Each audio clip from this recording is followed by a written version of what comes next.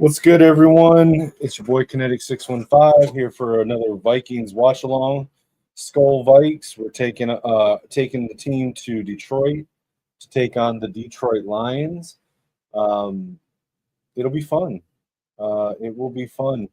I'll be honest, I'm not optimistic that we're going to win, but I am very happy that JJ is going to be back and we can see him start to kick off the J.J. McCarthy era since it was interrupted by the high ankle sprain. The team has, for the most part, not performed at the level that we thought they would previously. I did a video on it last week. Make sure to check that out. But it's just, the free agent class did not pan out the way that it should have. The draft picks under Kwesi have not panned out the way that they should have.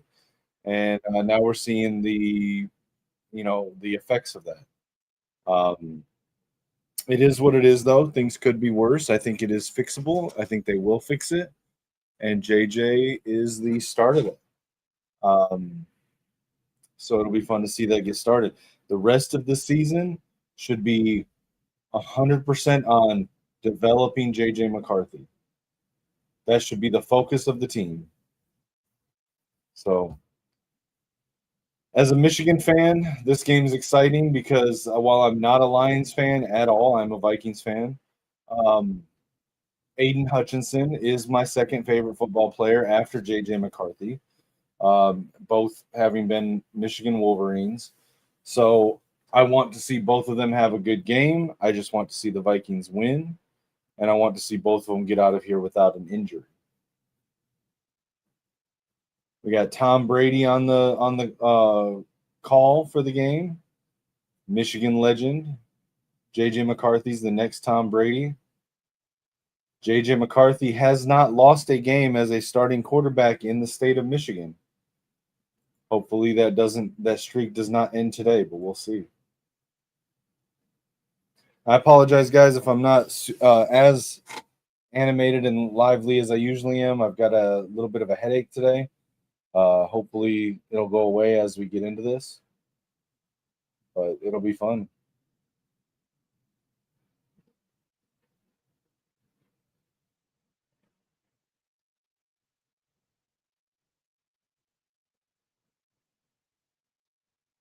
Listening to Tom Brady talk about the QBs on the team.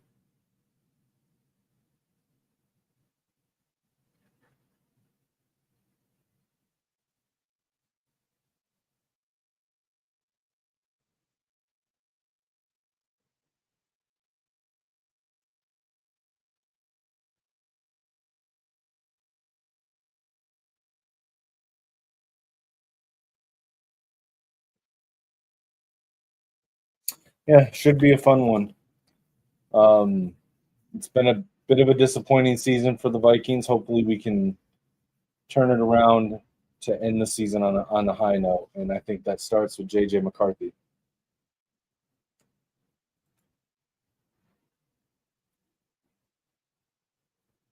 I think that starts with J.J. McCarthy.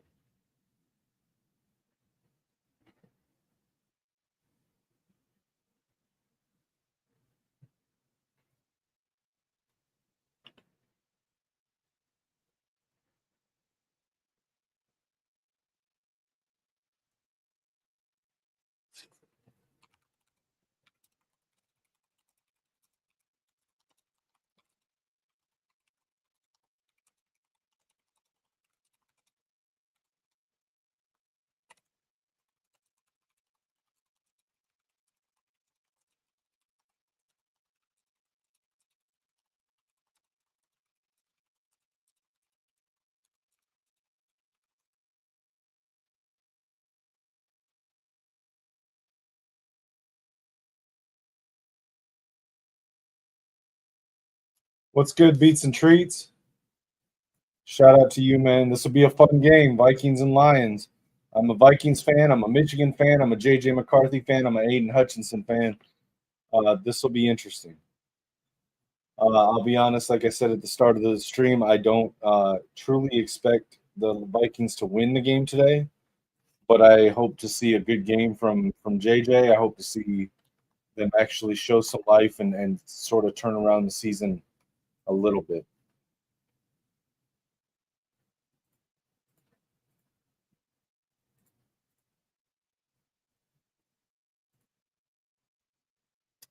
That's true.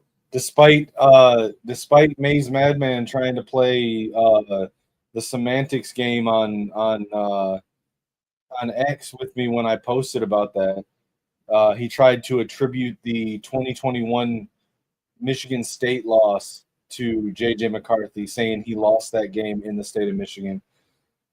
The fact is that his record is 27-1 in college, and that one was the TCU game, which was not in Michigan. As a starting quarterback, JJ McCarthy has never lost a football game in the state of Michigan. I'm hoping that streak doesn't change today, but we'll see.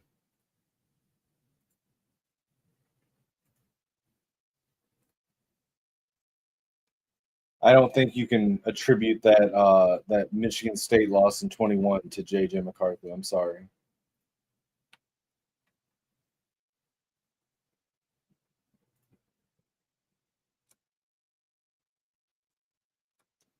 Then again, not everybody continues to support our guys when they go to the NFL. So, I support all of the Michigan Wolverines players when they go to the NFL, regardless of what team they go to.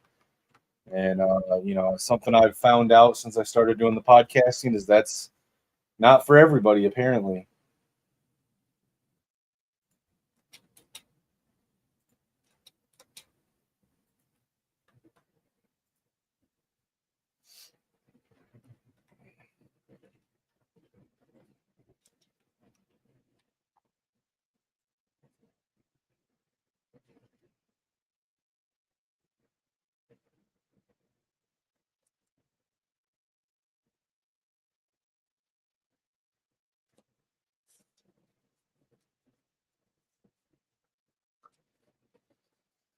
All right, come on. Can we get rid of all these commercials and actually start the game?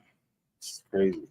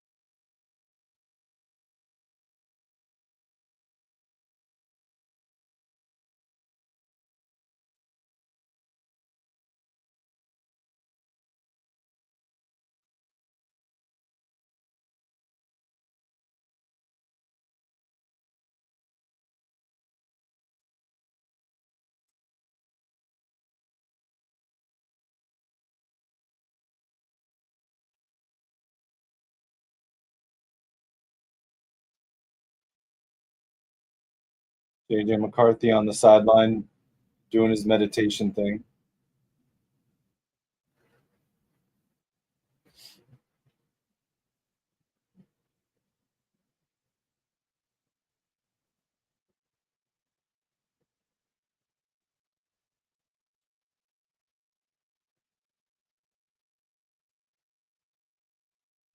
All right, so the Lions are going to get the ball first.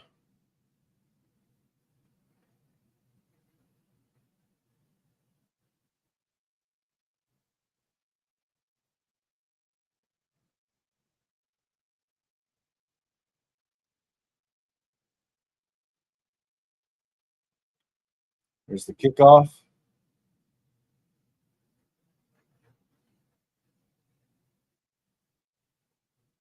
Return back to the 28, 29.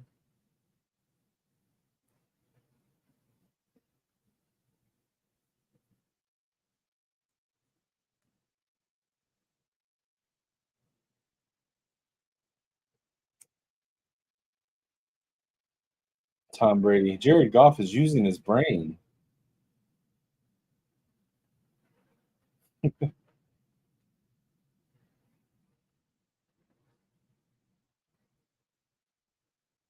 We got Goff and shotgun type formation.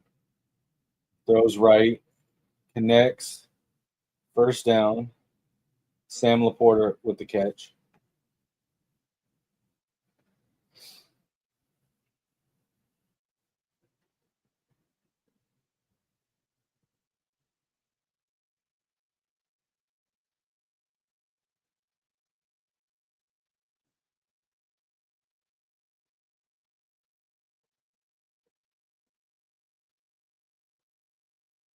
Now Goff is under center. Minnesota with 5 guys on the line. Amon-Ra in motion. Fakes the handoff. Dumps it off to the screen. Laporta again for another first down. 10 yards.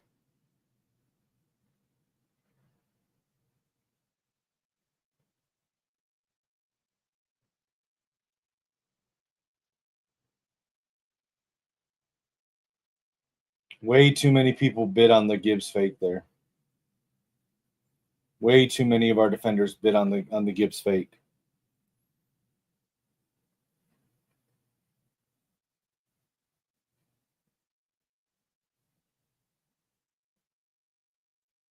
Hands it to Gibbs up the middle, and about a 5-yard gain.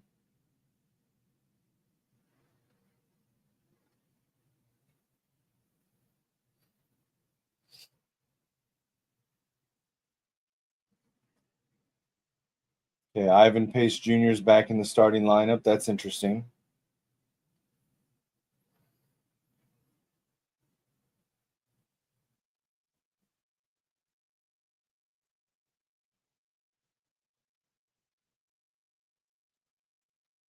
That's weird. It only showed. Never mind. Incomplete pass to Jameson Williams. We got Andrew Van Ginkel back on the Vikes today. That's good.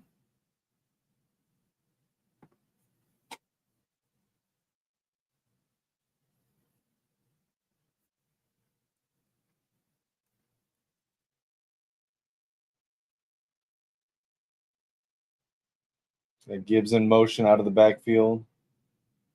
Oh, he's returning back to a set position. Laporta motions in. Looking to throw. Under pressure, out of the pocket. Goff fires, out of bounds, throws it away. Blake Cashman on the pressure.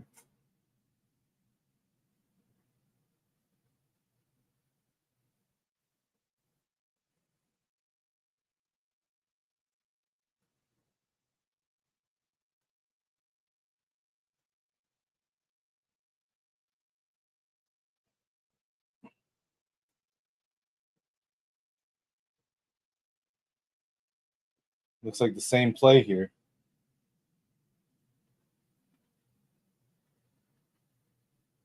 Fires over the middle. Wide open Sam Laporta. That was a blown coverage by our guy Josh Metellus there, and it looks like a Lions touchdown.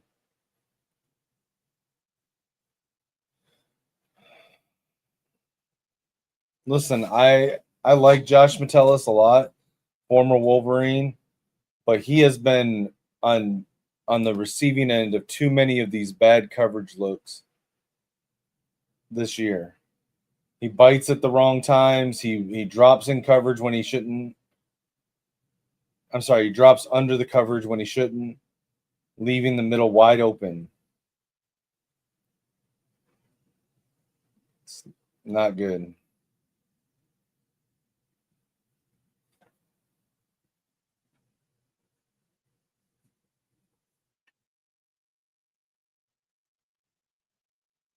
Extra point is good, so it's 7-0 Lions to start the game.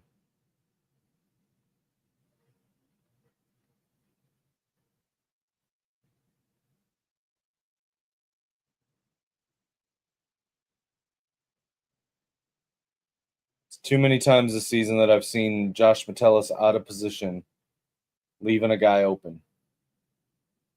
Just signed a new contract. He needs to shore that up, man. And again, I'm not hating on Josh Metellus. He's a Wolverine, so I'll always support him. He's a Viking, so I'll always support him. But like, he's got to shore up that defense, man. He's got to limit the mistakes like that. It's not good.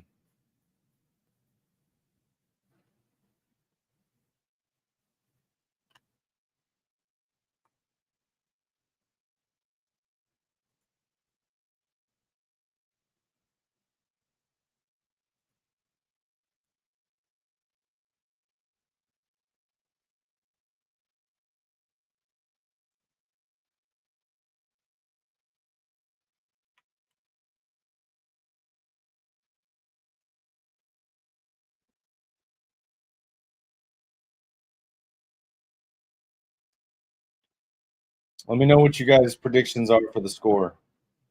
Um, I think it'll be, as much as I want a Vikings win. If I'm being completely honest, I'll probably say it'll be 31-21 Lions, but I'm hoping I'm wrong.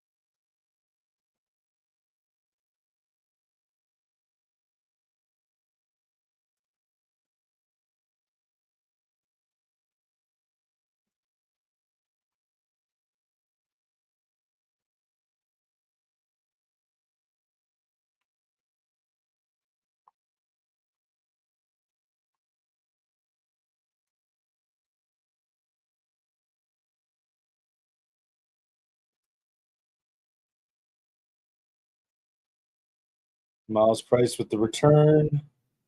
Oh, here we go. Here we go. Miles Price. Miles Price gets it across to the Lions 40-yard line on the return.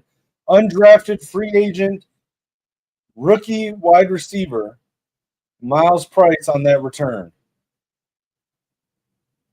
Number 4.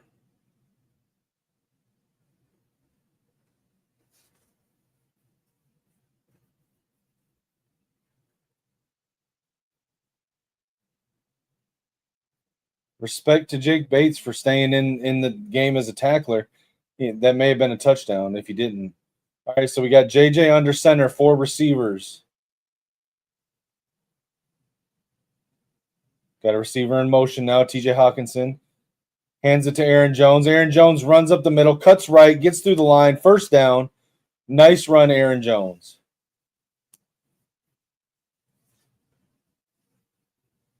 I love watching JJ McCarthy play.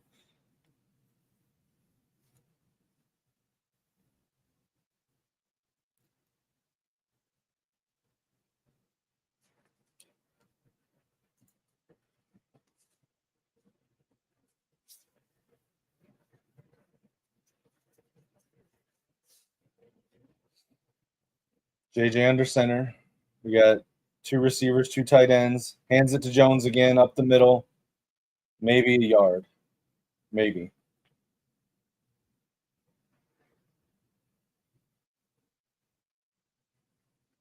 All right, so aside from our center, we've got our 4 starting lineup, our starting offensive line. Naylor starting at wide receiver with Jordan Addison. What? Why did they? That just said that Jalen Naylor was wide receiver 1. What? That someone messed up. Somebody messed up on that graphic because Justin Jefferson's been in the game every single play on offense, and they had Jalen Naylor as wide receiver 1, Jordan Addison wide receiver 2, and then TJ Hawkinson and Josh Oliver and Aaron Jones. So Somebody messed up on that graphic. That should have been Justin Jefferson, wide receiver 1. All right, we got 3rd and 10 after the incomplete pass to Jordan Addison. Empty backfield, 5 receivers. TJ Hawkinson in motion.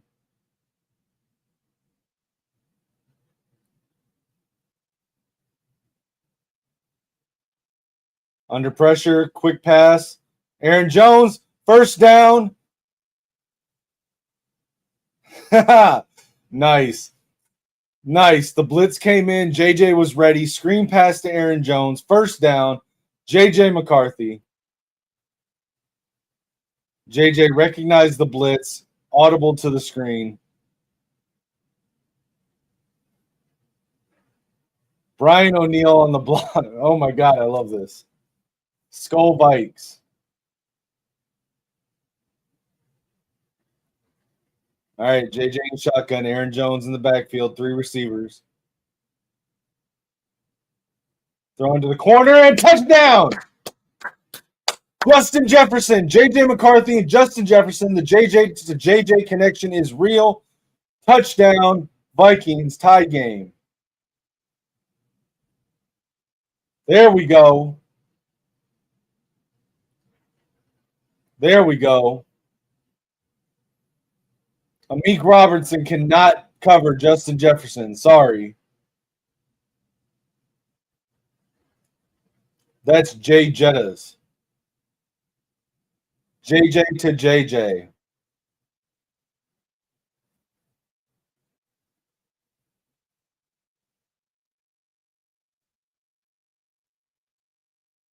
Kick is up. It's good. Riker with the extra point. Now it's 7-7. That was fun. What's up, Lucha Max? Howdy, howdy. Not much, man. I'm loving this. I'm loving seeing JJ back in the game. Had a great first series. Did you watch it or listen What do you to it? mean? I'm watching it right now. What do you mean had a great first series? I mean, he had a great first series. He came out first. There was a run by Aaron Jones for his first down. Then the second run didn't go anywhere. Then he had a pass to Jordan Addison that was incomplete.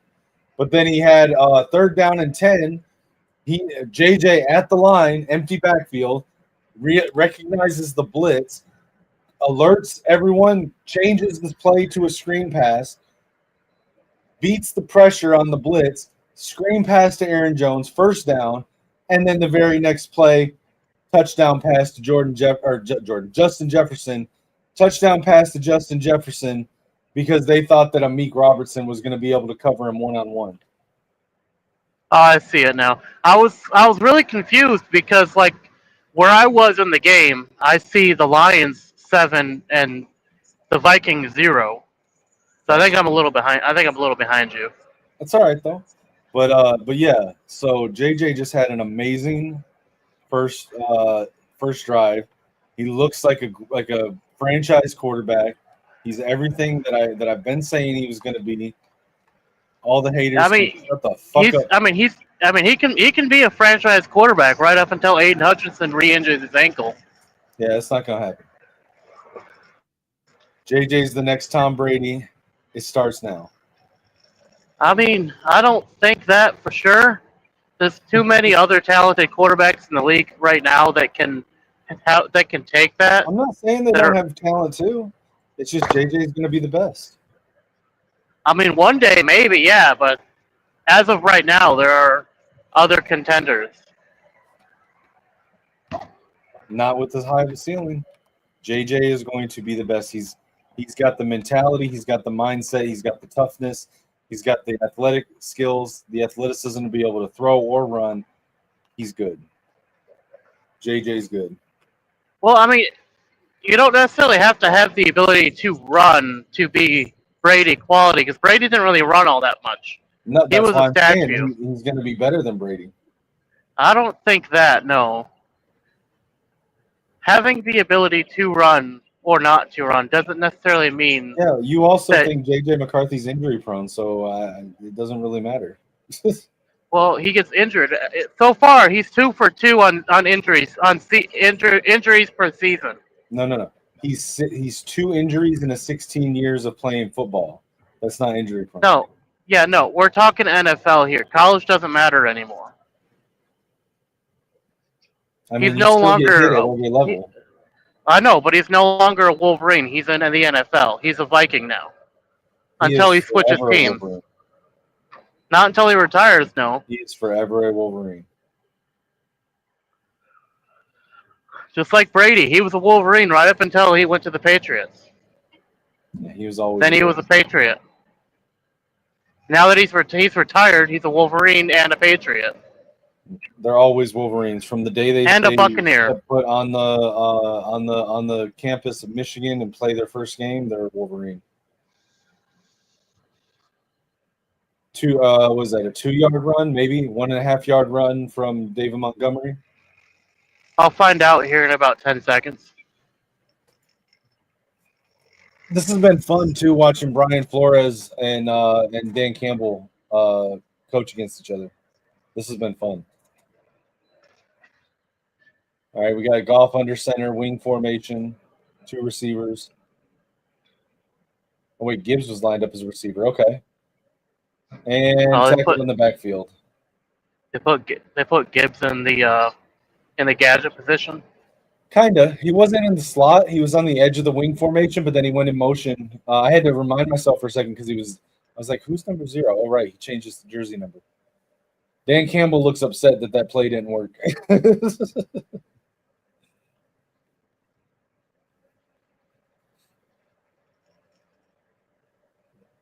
All right, we got Goff and shotgun now. 3rd and 10. Amon-Ra motioning over to the left side. Montgomery switching sides. Blitz. And it's blown dead. False start by the Lions.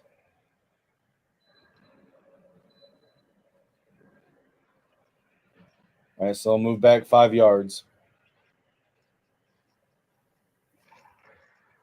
That was on Sam Laporta.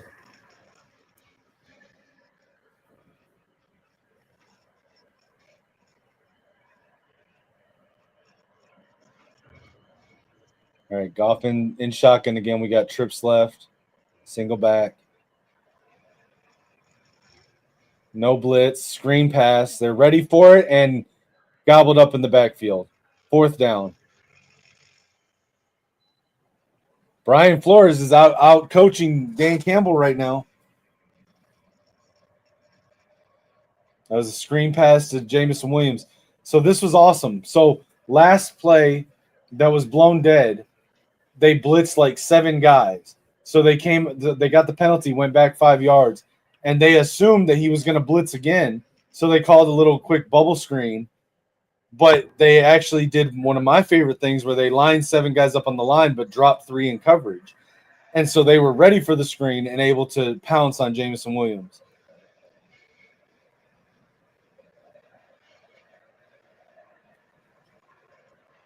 Punt goes to the 35, 36-yard line.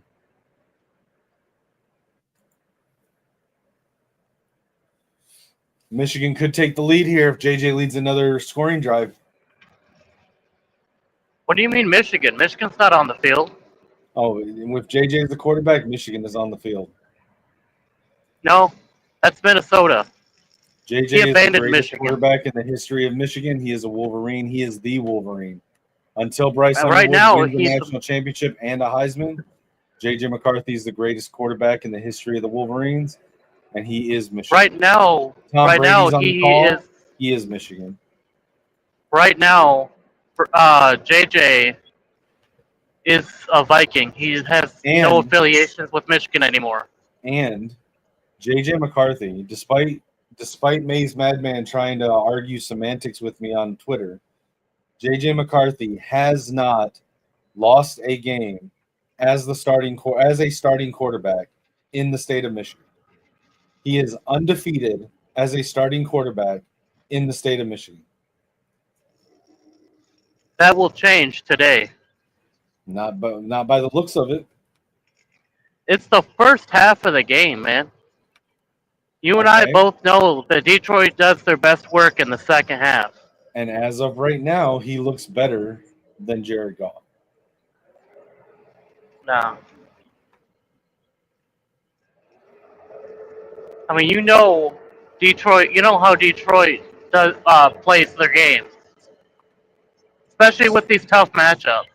They're not going to come out swinging right out the gate. They're going to hold their best plays for the second half. They're going to get a feel for what your guys' game plan is, and then in the second half, they're going to execute their own to counteract it.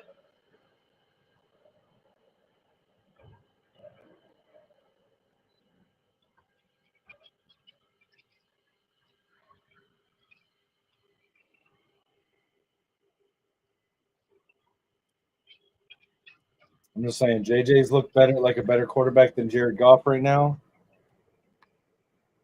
The Vikings have coached a better game so far in the first quarter. So,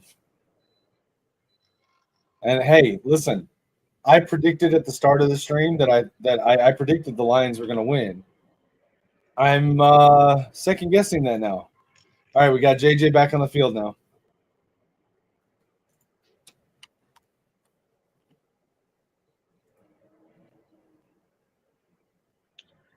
I think the Lions are still going to win. JJ under center, hands it to Aaron Jones. Aaron Jones, first down run. Nice run by Aaron Jones. This is so awesome.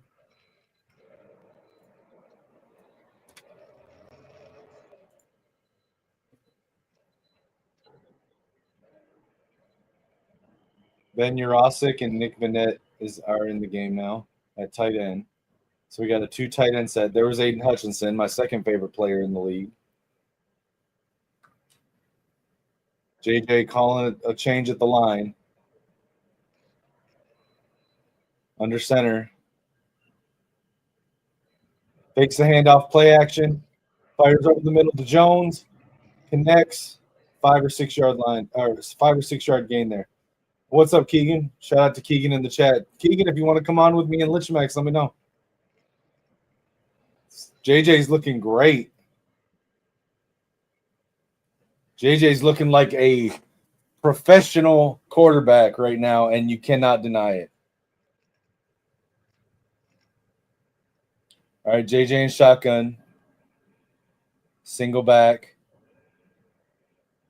Back in motion. Hands it off to Jones. Jones cuts up, goes left, cuts back up the middle, first down. Kind of like how JJ's crushing the Detroit fans' hopes right now, isn't he?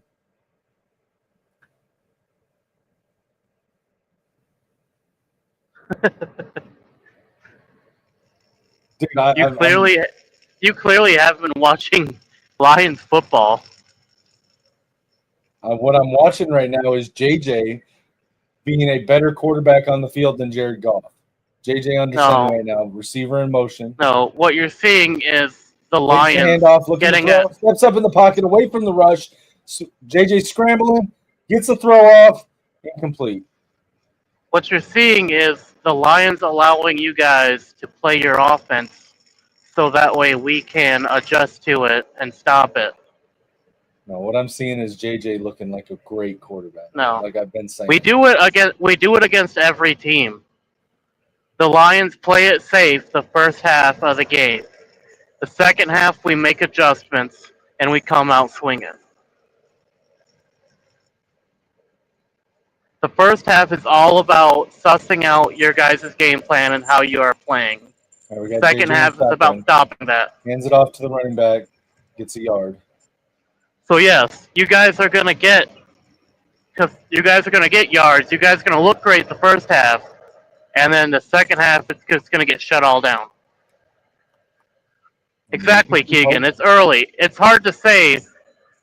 It's hard to give any team the edge right now. It's pretty bad that you gotta hope that a former Michigan player starts playing badly. No, we don't have to hope. We know it'll happen because that's how Dan Campbell rolls. JJ We and give you shotgun now. 3 receivers left. like if you watched TJ Hawkinson on the right any sideline, of tight formation. if you watched any Lions football, you would see what we're doing. JJ fires left down the field. Caught by Jordan Addison. First down. I hope you started Addison today, Keegan. 31-yard throw on third down by J.J. McCarthy. Jordan Addison. Addy, baby. And we saw this same kind of a thing happen last year, too. The first time that we were matched up. I told you that the Keegan in the chat. Yeah, did I or did I not tell you that JJ has like a really good chemistry with Jordan Addison? JJ rolling out, fires over the middle, touchdown. TJ Hawkinson. Vikings take the lead. 2 touchdowns, 2 drives, 2 touchdowns for JJ McCarthy.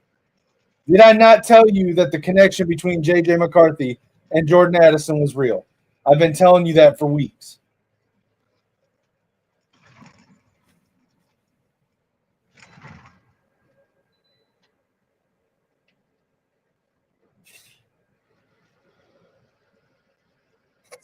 Exactly. I told you that I didn't trust Tua, didn't I, Keegan? I told you to start JJ. I told you over Tua, I would start JJ. I told you that, and you didn't listen. He's already got more points than Tua. Tua's too unreliable.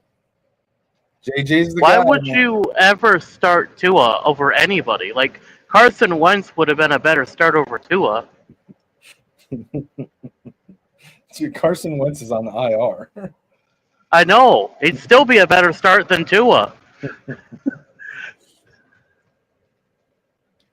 That's 2 drives. That's 2 touchdowns. JJ has looked great. I mean, he can look great all he wants in the first half. The second half's going to be a whole different story. Second half's going to be the exact same. You obviously haven't been watching Lions football. I've been watching JJ for years. Right, but you haven't been watching Lions football and how we roll. I know how JJ rolls. You said, because last season we were in the same situation with the Vikings taking the first half victory, and then we hit the second half and they fall apart. Because that's what Dan Campbell does.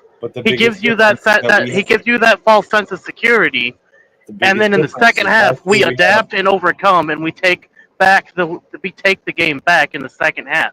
Yes, we're gonna let you play all your plays in the first half, but we're gonna take it back in the second. We're gonna know what you're doing. We're gonna adjust. We're gonna scheme, and we're gonna lock everything that you want to do down. You can do that when we're playing a fucking pumpkin dressed up like Cinderella and Sam Darnold. You can't do that against J.J. McCarthy. It doesn't matter. We did the same thing against the fucking Ravens. We did the same thing against the Ravens. Also, not J.J. McCarthy. Also, a much better quarterback right now than J.J. McCarthy. It's not J.J. McCarthy though. No, he's better at being J.J. than J.J. is right now. So it has like nothing he to do can with what I'm saying. Like that was a true dual threat quarterback we were up against with Derrick Henry, and we shut them down. And it's still not JJ, and you're not going to do it to JJ. And they are running a similar defensive scheme that y'all run Minnesota over at the Ravens. Granted, they are not good at implementing it this year, but it's a similar scheme. Yeah, I would say that Brian Flores is a little bit more innovative and that's why I said that's why I put the caveat. They are not good at running it this year, but it is at the core a similar scheme. And we shut them down. Like, the offense is completely different, I will agree, but the defense is very similar because they both have the same bones about them.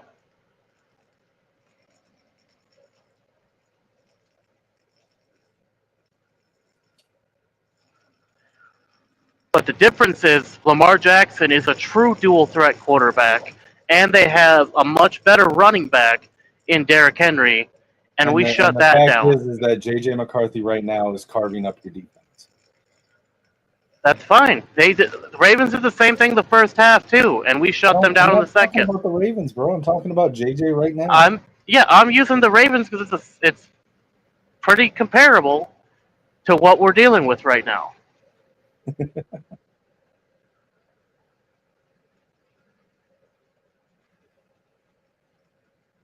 Because what we're dealing with is a dual threat we quarterback. got Goff in shotgun. We got Jamo in motion. Wing formation, 2 receivers left, single back. Looks like Gibbs. Goff looking to throw, under pressure, and sacked. Vikings get a sack on Jared Goff. Brian Flores is out coaching Dan Campbell right now. In the first half of the game.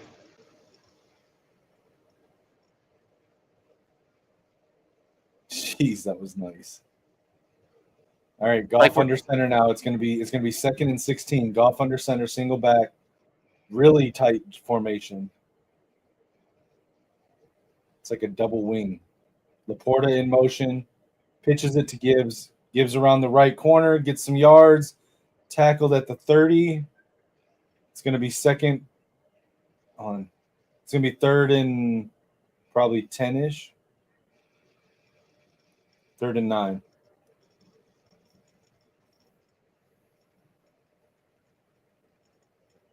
Mahogany looks really frustrated with the Vikings defensive line right now. All right, we got Raymond in motion. Goff in shotgun. Minnesota with a bunch of guys on the line. Hitman drops back. Goff fires left. Caught. First down at midfield. That was Amon-Ra. 19-yard gain, first down.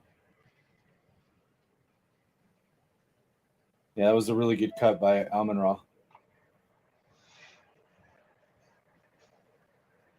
Yeah, I mean, we definitely have work to do on our offensive line. That's been known all season. All right, here we go. Goff under center, fullback and tailback, 1 receiver, and it looks like a tight end, 2 tight ends. Hands it to Gibbs, runs up the middle, gets 3, I think. Like 4.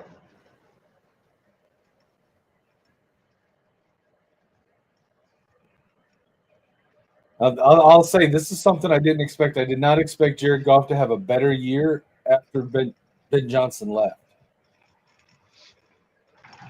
That's something I didn't expect. Well, it's the player. Everyone was thinking it was the coach that was making Goff look good. Like, yeah, that was a factor, but it's just Goff, man. All right, we got Goff under center, wing formation, 2 receivers right, play action, under pressure, throws it over the middle, almost intercepted, but it's incomplete. Okay, but Goff is starting to panic under pressure. Well, last year he had Ragnow guarding the A gap, so he never had to worry about that. This season, like especially against you guys who like the mixed pressures from the A and C gaps. So now that we have a weakness at center, I don't think Goff is as adept at really. We got 3 receivers bunched right. That's not the right word. Goff dropping back under pressure again. Another sack. Another sack on Goff. Motherfucker. Sorry. Last season, Goff didn't have to worry about A gap pressure because he had Frank Ragnow guarding there. This season, he doesn't have that. Oh my God, that was so good. That little twist with Cashman and Wilson, two linebackers. Okay, sorry.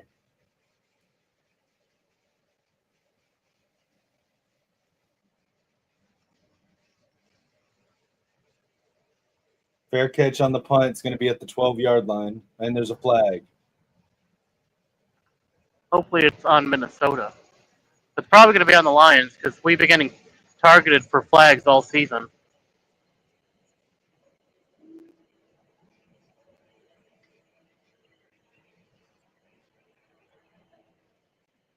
Yeah, it's on Minnesota.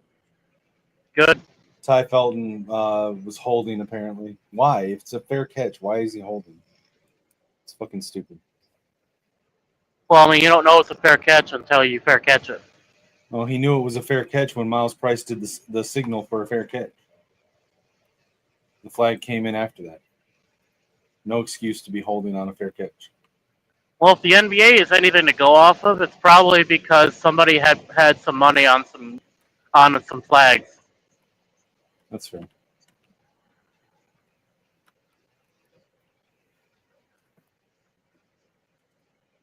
Keegan says the Lions haven't played well when they chase points.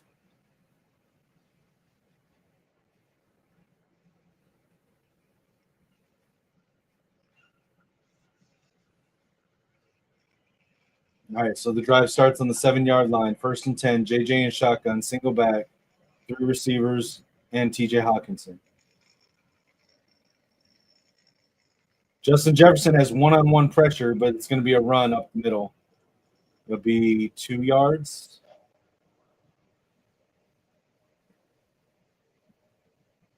That was Jordan Mason on the run. Are we doing hurry up to get another playoff this quarter? Detroit's defense looked unprepared for a second. Now JJ's changing something at the line. Nope. It was a bluff. They weren't going to run a play anyway. Fucking mind games. Fucking mind games, dude. It was like 20-something seconds left, and everyone was assuming that they were just going to run the clock out for the quarter. And 14 seconds left on the clock, and the Vikings suddenly start rushing back to the line. Detroit looks like, what the fuck's going on? So then they hurry up and get into position. JJ looks like he's calling an audible, gets everyone tense, and then lets the time run out.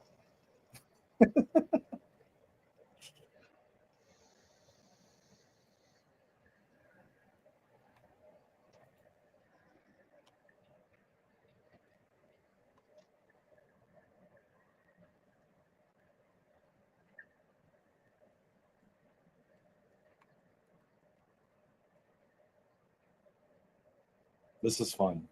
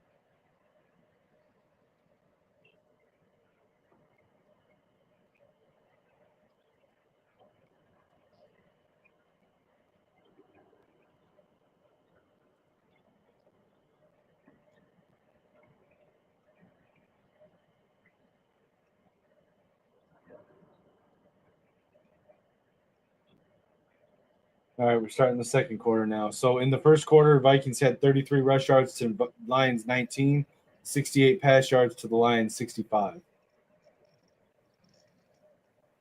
I tried to tell you, Keegan.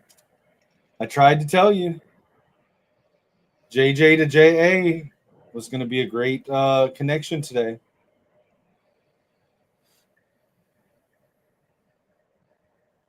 All right, it's going to be second down here. Or is it? Yeah, Especially with who we have out right now. And JJ under pressure he gets away from the sack and then gets sacked. Damn. It looked like it looked like he was sacked, and then he suddenly scrambled away out of nowhere and then got like shoestring tackled. Like he pulled away from 2 guys that had their arms around him. and almost got away from the third and running. But what about second sack? Like we've all seen first sack, but what about second sack? That was actually kind of like the third sack because, like I said, he got away from two guys that had hands on him, and almost got away from the third guy. So you know what? It's cool. All right, it's 3rd and 12. JJ and shotgun. What up, Kurt? JJ dropping back, looking to throw, fires left, and dropped by TJ Hawkinson. So it's going to be a punt. It's going to be a 3-and-out. That was open, and he might have gotten a first down, but Hawkinson dropped it. That was a good throw up by JJ. Bad catch by Hawkinson.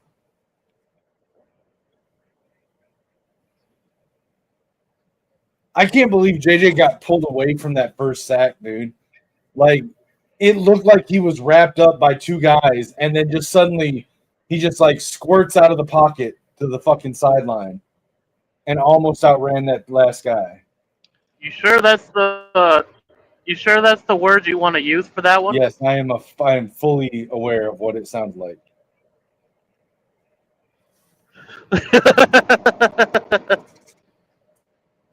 Kurt, there's nothing wrong with that because I'm the same way. I'm a Vikings fan, but like I want Hutch to have a good game. I just want the Vikings to win. You can want JJ to throw for 400 yards and still lose. Like that's a thing. You don't have to wish ill will on JJ McCarthy just because he's playing against the Lions. Like he can still have a good game and y'all still win. I would like to see Hutch just completely decimate JJ. Like that's what I'm wanting to see. Yeah, because you're an asshole. Like I want Hutch to just just get all of the hits on JJ. Yeah, like I said, because you're an asshole. I don't stop supporting our players when they leave Michigan. They're no longer my players when they leave Michigan. They become the opposition. Because they're in the way of one of my team's path to a Super Bowl. Like I said, Keegan, I want Hutch to have a good game. So far, I've tried to tell y'all that Hutch struggles with Brian O'Neill and Christian Darrisaw. I've tried to tell y'all that. Like, those are two of the only offensive tackles that give him trouble. And you're seeing it today.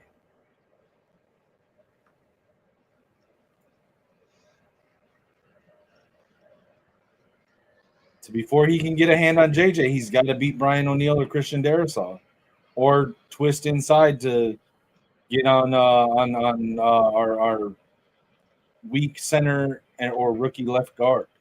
See, I think that's something that we should honestly be doing. We should be rotating our ends to be the DTs and the DTs to be the ends against you guys. I wouldn't do it every play, but I mean, I would definitely do it.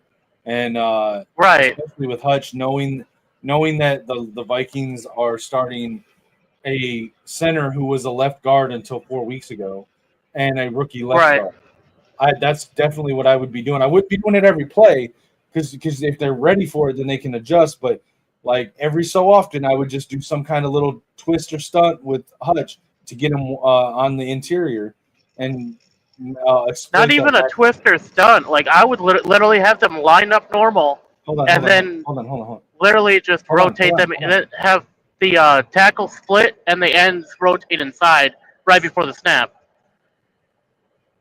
Okay, they were just talking about costumes. I was trying to see what they were talking about.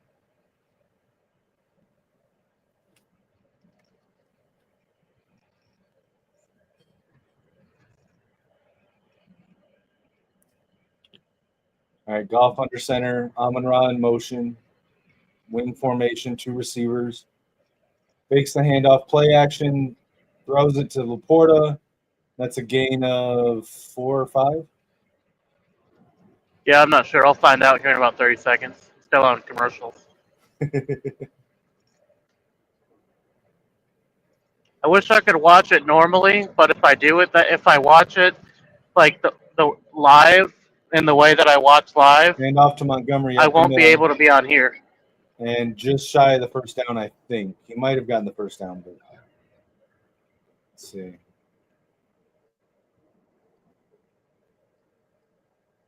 Okay, just short. It's going to be 3rd and 1. I really wish that my live TV app would do picture-in-picture. Just be glad you don't have YouTube TV. I would never get YouTube TV. And That's a waste of over $100 a month. Wait. I don't know if he got that. Hold on.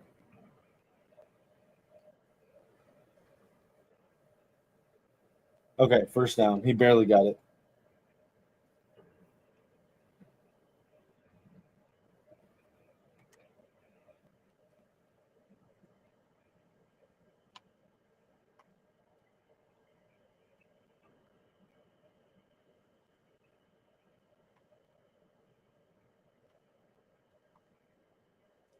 We got 2 tight ends in motion, 2 receivers. Goff under center, pitches it to Montgomery. Montgomery up the middle, and only a yard. Damn right they are, Keegan. And again, I think I pointed this out to you before. Aside from Ryan Kelly, this is the first game that the Vikings have had their starting quarterback, starting running back, starting left tackle, starting right tackle, starting left guard. Basically, their whole starting offense on the field except for the center. This is the first game that all of these guys have been on the field together. Everyone except for Ryan Kelly. Almost another sack. Goff gets away from it. God. And then we had a broken tackle against Montgomery, and he keeps going. First down. Almost a sack, almost a TFL, but y'all got the first down. That's good.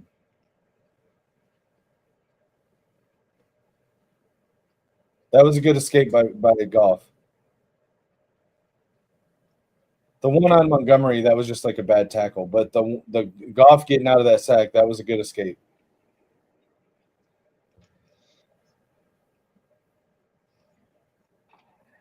Lions 1st and 10 on the 10-yard line. Jumbo set on the offensive line. Fakes the it's a throw. Oh, it's a fumble. No, it's not a fumble. Okay, I thought it was a fumble. All right, so quick pass to Montgomery or to St. Brown, down at the 1-yard line, second and goal. For a second, it looked like Harrison Smith punched it out as he was going down. All right, Goff under center, jumbo wing formation, hands it off. Montgomery gets stuffed in the backfield for a 3-yard loss. It's going to be 3rd and goal.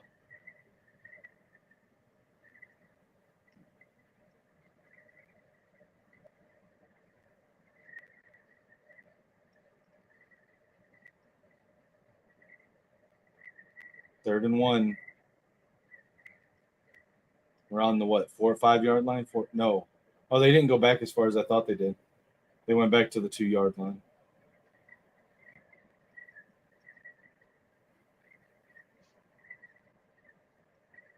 Laporta motioning out, fires left, and dropped. Incomplete pass to Amon-Ra. That should have been a catch. Normally he catches those. It's going to be 4th and 1 on the 2-yard line. Is Dan Campbell going to go for it?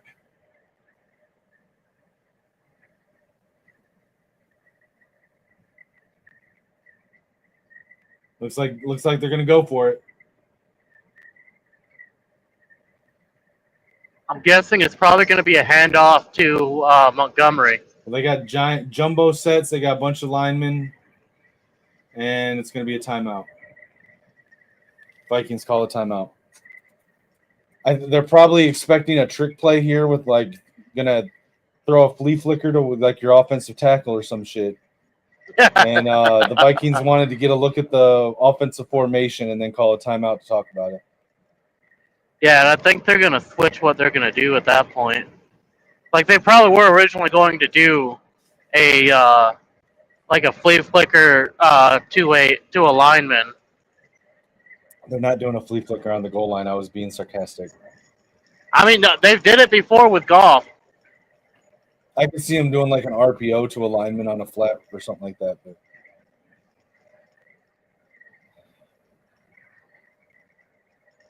All right, here we go. They're going back to the line now.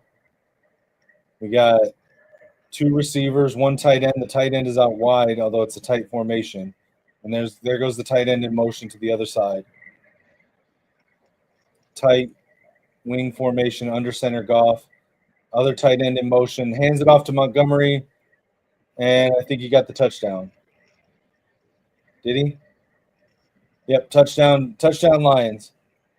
By way of Montgomery. Yep. Ah, who called it? Who called a handoff to Montgomery? Yeah, no, that was good. That's their favorite thing to do on the goal line is to hand it off to Knuckles to power through to get the touchdown. I mean, it's a good idea. It's a good strategy. I mean, Montgomery is usually almost always good for at least 1 to 2 yards, at the least.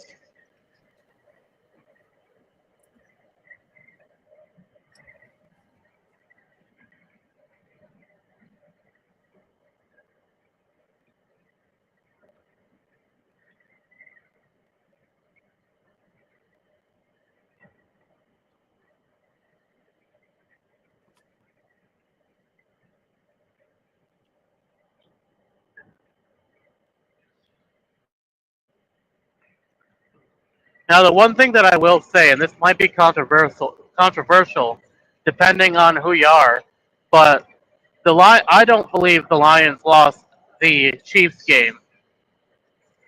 I think that game should be overturned. I think the fact that Brian Branch got suspended for punching a player post game shows that y'all did deserve to lose that game. No, there's no excuse for that. You clearly didn't watch the game. I'm telling you, there's no excuse for punching I'm another not player even. post game. I'm not even talking about that.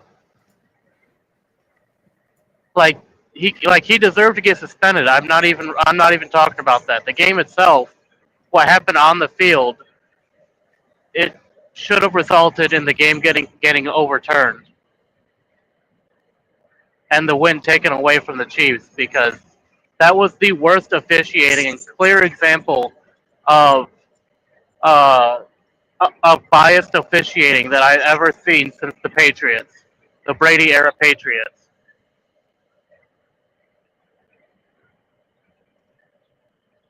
Like blatant holding, just blatant pass interference, no flags on the Chiefs whatsoever for any of it. Illegal block in the back, but no flag right in front of a ref. No flag, but Detroit does one thing questionable and they get a flag. That game was a clear example of biased officiating or corrupt officiating.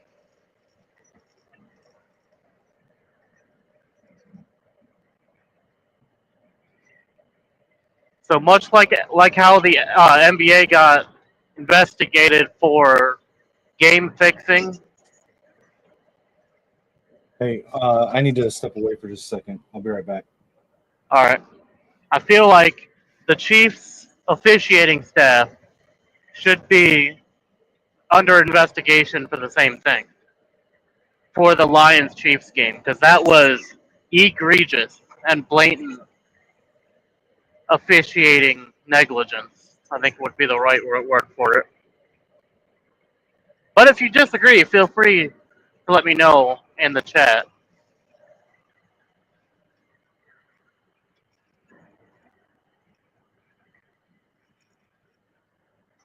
I personally think in this game that we're watching here, the Vikings versus the Lions, I think we're going to see a completely different Lions coming out of the half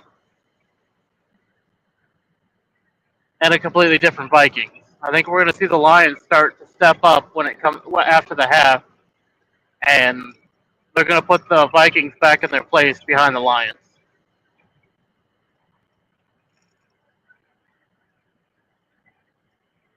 I will say, watching this game does make me miss Ben Johnson.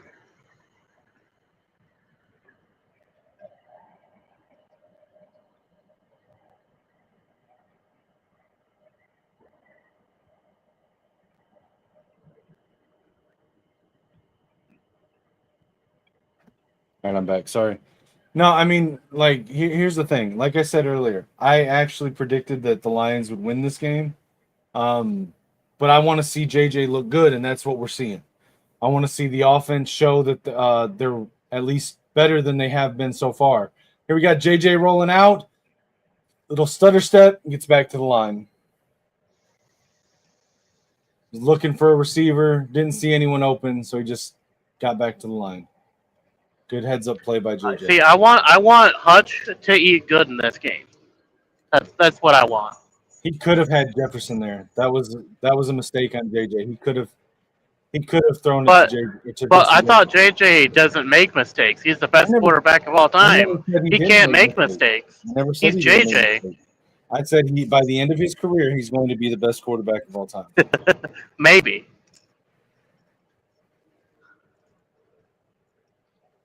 Hands off to Aaron Jones. Oh, wait, is that Aaron Jones? No, that's Jordan Mason. Sorry. There's a flag on the play.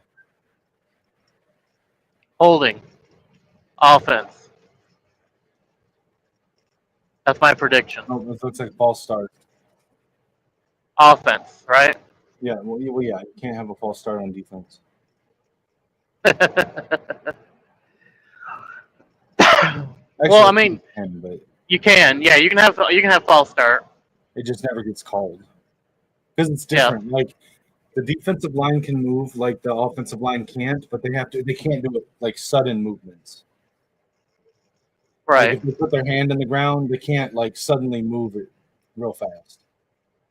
Screen pass to Aaron Jones around the edge. First down and more. Still going across midfield. Steps out of bounds. Aaron Jones, first down.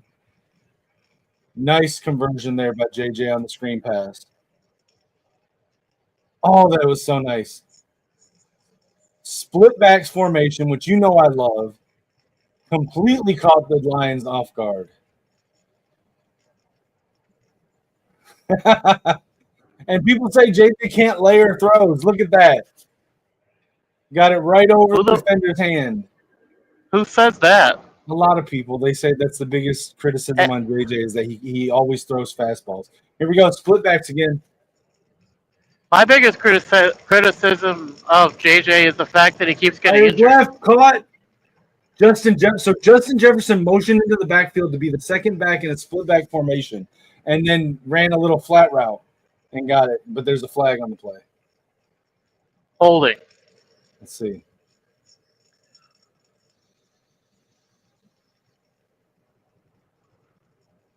No! Personal foul, unnecessary roughness on Aiden Hutchinson for a late hit on JJ.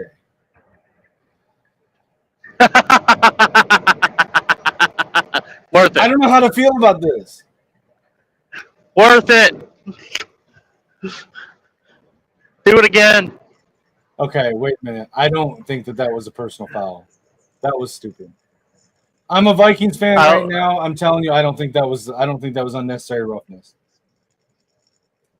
Yeah, probably not. Aiden isn't one to do that anyway. Yeah, it was not a late hit. He barely touched him. I don't even think it was intentional. So that was a bad call. Yeah, but and first down, pass to Justin. And JJ to JJ is alive. See, if this was the Chiefs, Mahomes would have flopped on a backflip and everything just by getting breathed on by Aiden Hutchinson after he threw the ball. Dude, that double move by Justin Jefferson there, oh my God. No, that was not a late hit. That was not even a foul. That should not have been called. All right, we got JJ under center, two receivers. Hands it off. Jordan Mason around the edge gets a yard. It was good defense by the Lions there. The only downside is with that one personal foul being called and not rejected, if it happens again, Aiden can be at risk at getting ejected. Okay, so the personal foul was because as he was going, it looked like I get it. It kind of looks like he intentionally like put his leg out to kick JJ in the leg. I don't think it was intentional, but I can see how it looked intentional when they slowed it down. But I don't think it was intentional. Yeah, but since that flag is upheld, JJ was under pressure, dumped it off to the running back on the flat route, no gain. Aiden is at risk now of potentially getting ejected. Potentially, and I don't want that to happen. I don't either. I do want to say though, the all the talk about JJ coming into this weekend was that so far he's looked like the pro game is too fast for him. That is not the case in this game. He is reacting to pressure. He's getting the ball out. He's audibling. He's getting out of sacks. Like, come on, dude, this is awesome to watch. JJ in shotgun, bunch receivers right.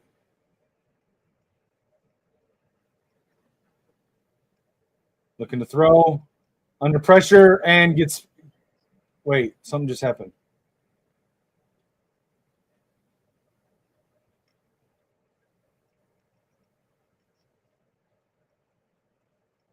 Okay, they picked the flag up. So that was good pressure up the middle by the Lions. It pushed. I'm assuming it was Brandell. No, it was. Who was that? Yeah, was it? Hold on. You should know your players' names. I know their names. I don't know the number. Okay, no, never mind. You should know their number. They were they pushed Jordan Mason, the running back, into JJ, and JJ tried to get out, but his foot caught on Jordan Mason, and he got taken down for a sack. So now they just hit a 50-yard field goal to take the lead. He didn't suplex JJ. He didn't even touch JJ. He just pushed Mason into JJ, and JJ tripped. Come on, Keegan.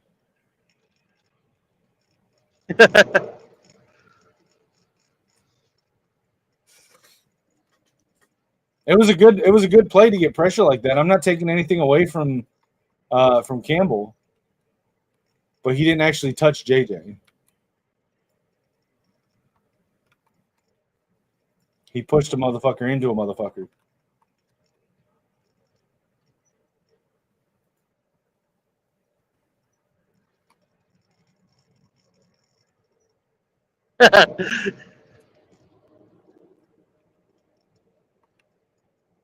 Campbell choke slammed a motherfucker and then suplex JJ. No. I'll say he choke slammed Jordan Mason into JJ. That's fair, but he didn't touch JJ.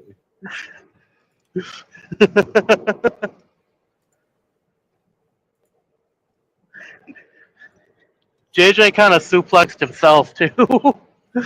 I mean, he tried to scramble away and his foot got caught on Jordan Mason. So, I want to see more of that. We need to get more of that shit.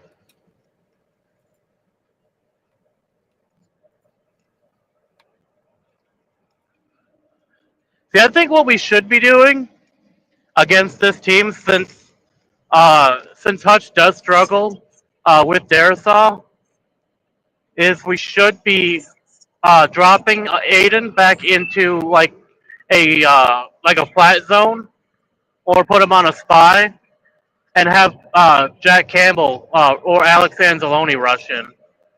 I mean, he's athletic replacing. Enough to do it. I wouldn't do it every play, but I would definitely have it in the repertoire. Yeah, right. Like I would be like swapping those two out. Like have them still line up like they normally would, but on snap, Aiden runs to a flat, and Campbell or Anzalone comes screaming in where Aiden was. Okay, but what is he protecting, Ripstar? I've not been saying anything bad about Lions fans or the fan base. I've been actually praising them when they have good plays. I've been saying that they had, good pressures, good defense, good tackling. I like Hutch. I've said I want Hutch to have a good game. I don't know what he's protecting him from. I haven't been hating on the Lions.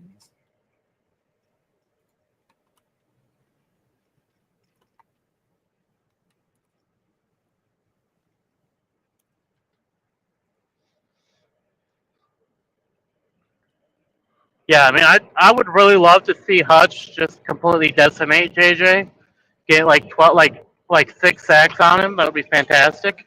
Yeah, but he doesn't need to do that. But he can have all kinds of tackles on running backs. He can have pressures. Nah, he can have wins. Those aren't as impactful as sacks. No, but I want him to have a good game. I don't want him to touch JJ. I would like for him to just make JJ eat that turf. You know, that would be fantastic. You wish. But I know that he struggles against uh, Darisaw, And so I think the best I mean, bet to be would be fair, to rotate he's him usually into matched up. coverage. To be fair, he's usually matched up against O'Neal. But, I mean, he does flip to the other Right. side of the line and go against Darisaw sometimes. Oh! Right. Gibbs tackled in the backfield by, what was that, Hargrave? Javon Hargrave? There we go. Why is Gibbs trying to imitate the Ashton Genty Michael Myers stance? That's weird. But Javon Hargrave with the tackle for loss there on Gibbs.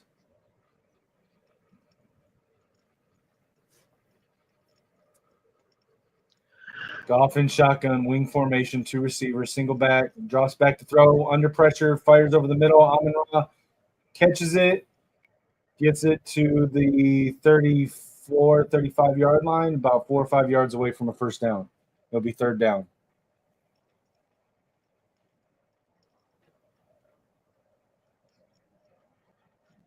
Is Penei Sewell injured? Penei Sewell, yeah, I think he got injured last week. No. It looks like he got something in his eyes. Oh. Huh. All right, we got Goff in shotgun, 4 receivers, Amon-Ra in motion, looking to throw. Quick fire, knockdown. The pass is knocked down by Hitman Harrison Smith, who got in the backfield and knocked the pass down before it even left his hand. Well, not before it left his hand, but right after it left his hand. I was going to say, if it was before he left his hand, that's called a fumble, Yeah, my guy. Yeah, whatever. My point is that it's the Hitman, okay?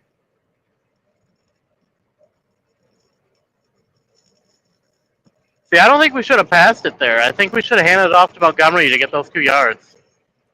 Maybe, yeah, I can see that. But, I mean, it was supposed to be like a little screen pass or flat. Like, right. But, I mean, I would have done it in an RPO fashion where, like, it's a run pass with Montgomery. And I would have used, I would have probably used Amon-Ra as the recipient of the potential recipient of the pass.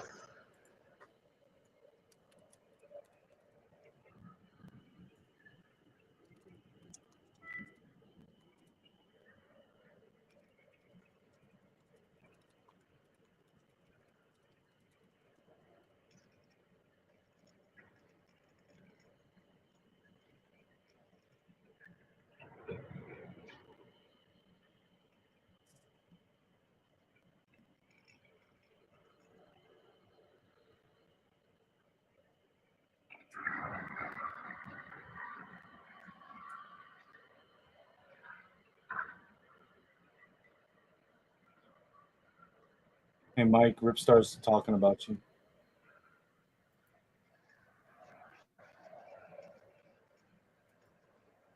I don't even know who that is.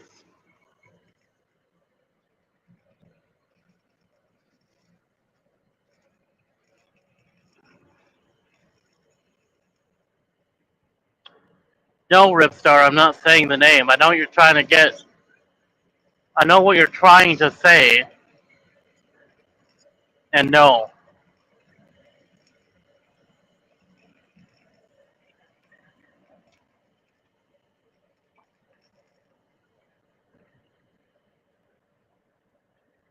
And there is actually a quarterback by that name, except it's Hawkins. I never thought about that. The freaking Oklahoma. He's the Oklahoma backup quarterback, yeah.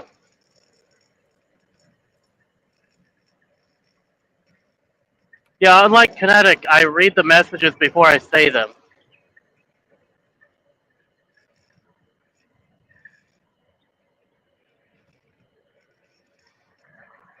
That's because I actually usually assume people are actually good intentioned, and yeah, don't do that. Assholes take advantage of it. They think it makes me look dumb, but it really just makes them look like an asshole. You got to screen the messages before you read them, because otherwise stuff like that happens. I mean, I don't care, dude. Like, it doesn't bother me. It doesn't make me look bad.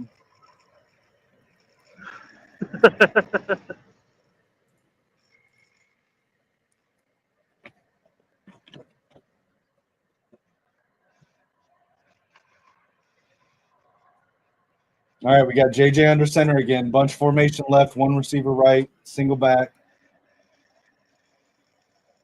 We got Oliver in When they put motion. JJ under center, they should And there's a rotate flag. Hutch It's gonna be inside. a false start or offsides. Okay, looks like false start.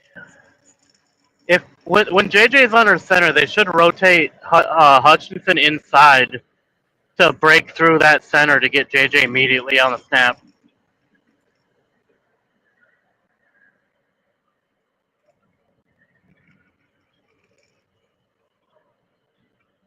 I mean, with any luck, Keegan, it'll be JJ. That's why I say I think they really like when they have JJ under center. That I think they really should rotate Hutch inside to take the nose tackle. Run to the right with position. Aaron Jones. Nice little pickup there. It'll be second down. I didn't see how many yards he got. J.J. McCarthy's current stat line, 8 of 11, 81 yards, 2 touchdowns. Hey, Keegan, how does that compare to Tua's since you wanted to start Tua instead of J.J.? Vikings 2nd and 9. Well, to be fair, with JJ coming off of injury, we assumed he wouldn't be playing his best right now. Well, you know what happens when you assume. Well, I mean, it's a fair assumption. It's not often that quarterbacks come back and JJ are at under the top of pressure their gets game. the pass off to T.J. Hawkinson, even as he's getting hit, and there's a flag. Thank God. Probably holding. And Keegan said Hutch just got pancaked. There's a roughing the passer. How is that roughing the passer when he's Campbell. being tackled while he's throwing it? How is that roughing the passer when he's being tackled mid-throw? I don't know. That's on the fence because I understand What it. is that call? I don't know that I would call it. Like, what is that call for real? Yeah. Like, I'm on the fence. like with if that we're one. gonna get called for it anyway, we might as well go hard in the paint on it. You know, like really smack him good. We're gonna get called on it anyway. Yeah, like I said, I don't know that I would. Like, I'm not gonna advocate for injuring players. Then stop advocating. Right, I'm not gonna advocate for injuring players. But if we're gonna get called, there you go. Now like you got to. if we're gonna get called for roughing the passer anyway, we might as well make the penalty worth it. You know. Or just like really get a good solid hit in, you know. Make him think twice. Or just don't hit the QB late. It's not hard. I mean, it wasn't technically late though. Like it was within the time frame of the tackle window. And I'll be honest, I wasn't watching it live as it happened. I just saw the end of it. I think it was a sack, but I might be wrong.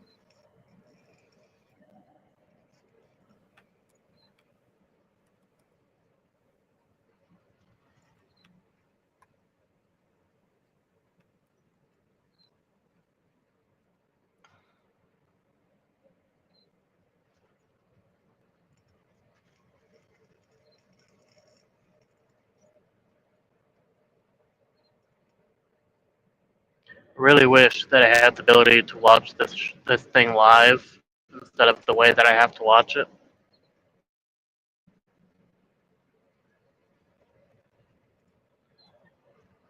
I tried to tell Keegan not to trust Tua.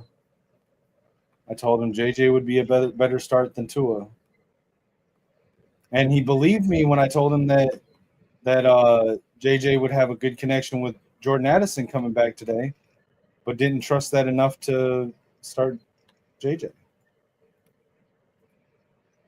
I mean, I wouldn't have started JJ either. I can't really say anything bad because I have JJ and didn't start him, but that's also because I have Lamar Jackson. So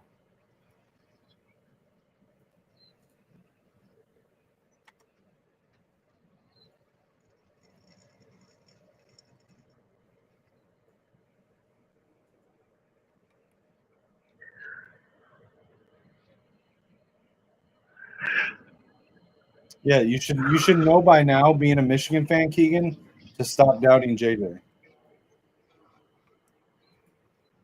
Because what happens every time someone doubts JJ? He proves them wrong.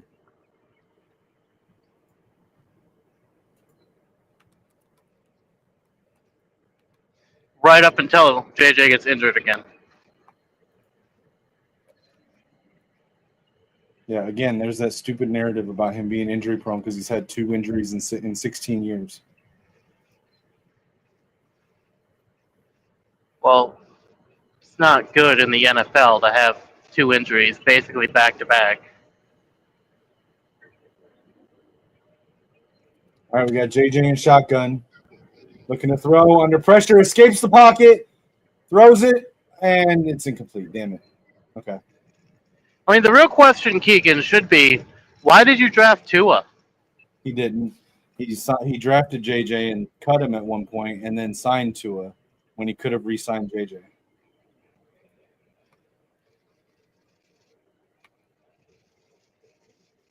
Yeah, I wouldn't have signed Tua. Tisk tisk, a Michigan fan thinking Tua was going to be a better signing than JJ McCarthy. Third No, and you should have 13. signed Goff. JJ in shotgun. We got a bunch formation left, single receiver right. Drops back. Should have signed Goff. You would have had a better time. Pressure, Hutch in his face, and he lets one go. But there's defensive pass interference. It's an interception, but it's DPI. Of course it is.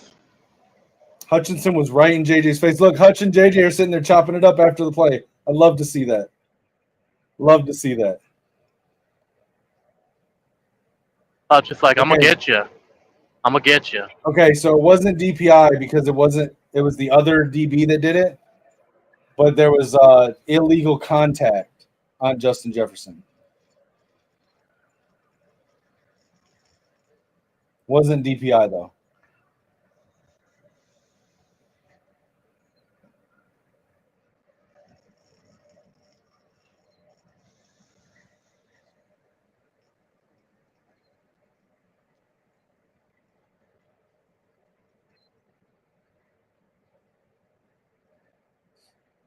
All right, it's gonna be first and 10. JJ under center now. 3 receivers. Addison in motion. Fakes the pitch. Throws it out of bounds. Incomplete. He was under pressure. Got rid of it.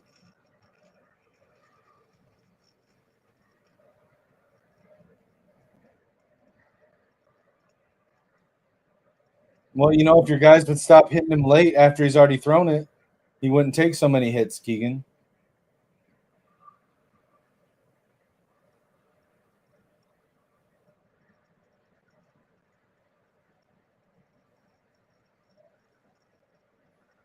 All right, we got JJ on the center. If we're going to get receivers left. if we're going to get a flag for it anyway, we should just like make the flag worth it, Or just don't do it. JJ throws, it gets tipped at the line, but Justin Jefferson is able to still catch it and gets tackled just past the line of scrimmage. Jefferson able to still 9, I'm guessing. Oh, that wasn't even tipped. What the look, I'm not going to be a conspiracy theorist here. Did JJ throw that at Hutch's face on purpose? It looked on purpose. It looked like after that late hit. It looked like after that late hit, JJ decided, you know what, and threw it right at Hutch's helmet.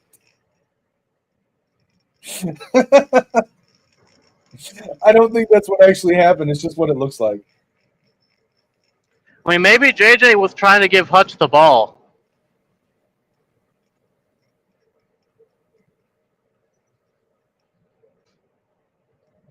I don't know if that was a catch or an interception. Hopefully interception. Although what mattered either way. Although an interception is a catch, just in this instance by the correct team to be catching. The referees are talking about it, trying to determine who had possession. Okay, Jalen Naylor has it first. It looks like it's Naylor's ball. But then when he goes down, then he kind of loses it on the ground, and then they both have hands on it. I can't tell. I think the correct call would be to give it to the Lions.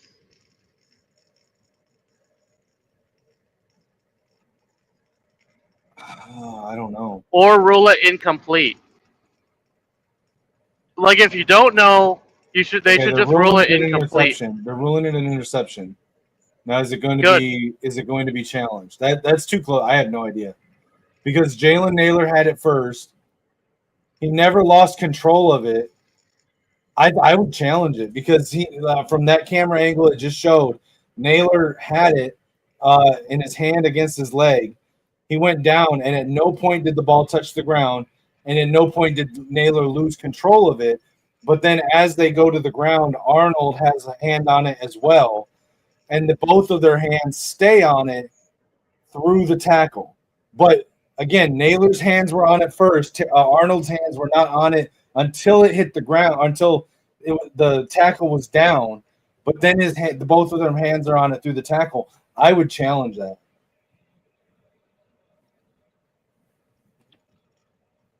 I would challenge it. That's just me, but it's very close. The fact that Arnold's hands didn't touch it until Naylor's knee was down, and at no point did the ball bobble from his hand. Arnold's hands got onto it as Naylor's knee hit the ground. I would challenge it. Honestly, I would rule it incomplete. Like that's the way that I would see it. Because if there's a question about possession, which there is, I would just rule it incomplete. Because he did have control up until he started going down, and then an argument could be made that control. He technically did. Control. No, he caught it against his leg. That doesn't mean he lost control. And if you watch the camera angle, but that's not having full control. It doesn't matter if okay, they're keeping it as an interception. I think it was a catch, and I'm gonna make my case for it, and then we'll move on. Naylor catches it between his hand and his leg. It doesn't matter if it's your hand in your chest, your hand in your other hand, or your hand in your leg. It's still a catch all the same. He goes down. You can see Terry and Arnold's hands are not on the ball until after Naylor's knee hits the ground. Then his hands move to the ball. And then through the tackle, both of them had hands on the ball. The fact that Arnold did not touch the ball until Naylor's knee was down, and that at no point did Naylor bobble it from his leg in his hand, both of their hands were on it, I think that's a catch. But again, it's so close that it could be either way. I'm not going to argue it. They determined it's an interception. See, I would personally, if there's a question like that, I would rule it an incompletion. Speaking of incompletion, there's an incomplete pass to Raymond from golf. Right. The problem is that that's not how the NFL works. That's the way that I would look at it. The NFL's rule is that if it's too close to tell, so it's a tie, then it defaults in favor of the offense. That's the official NFL rule. So if it's a tie, right, and I don't like that. I would much. Well, I'm not saying you like it or not. I'm saying that's the rule, and so I'm saying if you can't tell if it's an interception or catch, it's by default supposed to be a catch.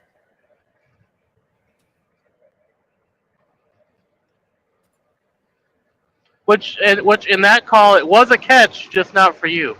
I think it was the wrong call, but like I said, it's so close that I understand it. It was a catch. Right.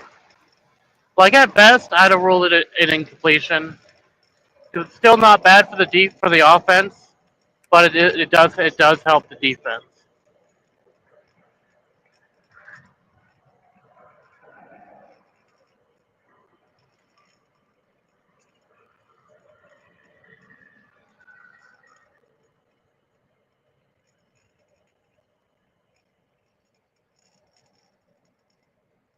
See, I don't like Khalif Raymond. Why not? Goff, another I'm just incomplete not a pass on huge fan of him. third down.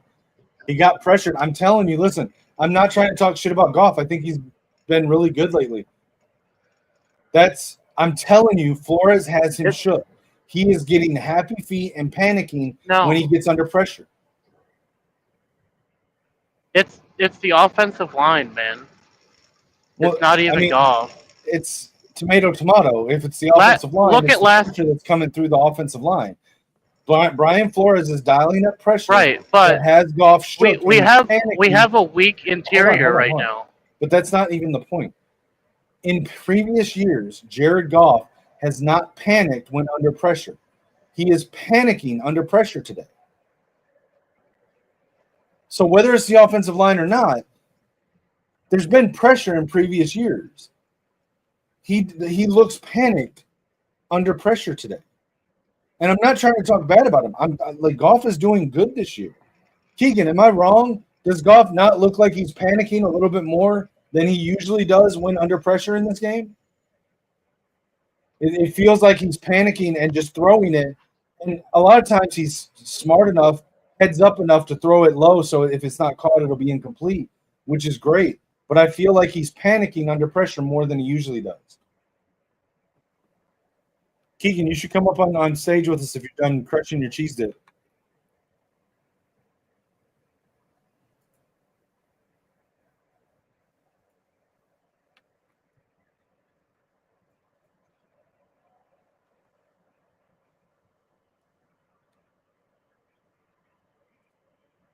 And they just kneel it out to end the first half.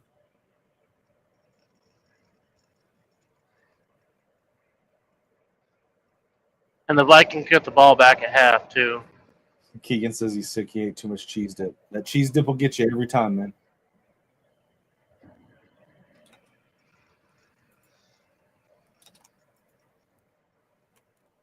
I don't think you ate enough cheese dip, and I think that's why you're sick. Because the best way to counteract cheese dip sickness is to eat more cheese dip. It's like the old adage, a bomb plus a bomb equals no bomb.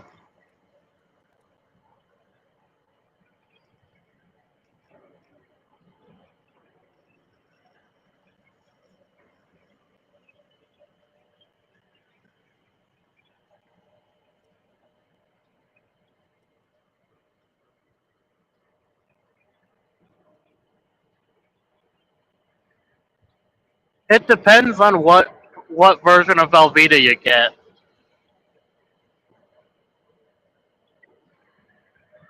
I've had that experience with Kraft more so than Velveeta, though.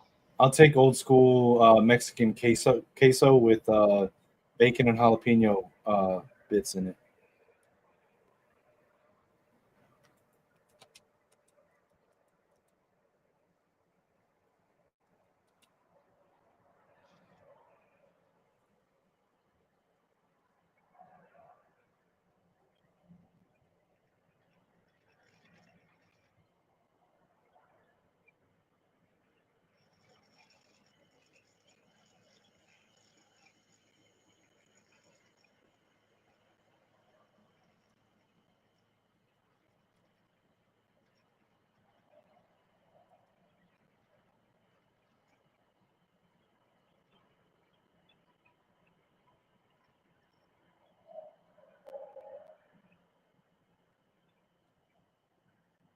All right, so let me know when the game is back. All right. But yeah, I think so. With some adjustments, I think the Lions have to make it half. So we got to get more A gap pressure going. We got to take advantage of that weak center you guys have, and I think the best way to do it would be to either blitz Campbell or Anzalone, or have Hutch rotate in to hit the A gap. I think that would be the best way to do that. Have the nose tackle rotate towards O'Neal and have Hutch rotate in to attack the center. I think that's a great way to take advantage of your guys' weak A gap to be able to get Hutch in to sack JJ as many times as we can. On offense, I think we really need to better establish the run game. We haven't really been doing a great job of it. we've been mainly trying to pass, but I mean we've been put in situations where it's a must-pass situation. But I think that really stems down to not establishing the ground game. Right. We need to get Sonic and Knuckles in the game and get them some yards on the field so we can start making you guys have to worry about that coming at any point. Because if you guys are too focused on trying to stop JMO and JMO and Amon Ra, and you guys lose sight on the fact that we also have Gibbs and Montgomery back there. I think that's going to be our keys to victory coming out of the half. We need to throw in some more stunts, get you guys some different looks, and we got to establish the ground game a little bit better. I think that's what we're going to see when the Lions come out for the second half. We're going to see adjustments to what we've been seeing from you guys on offense and defense.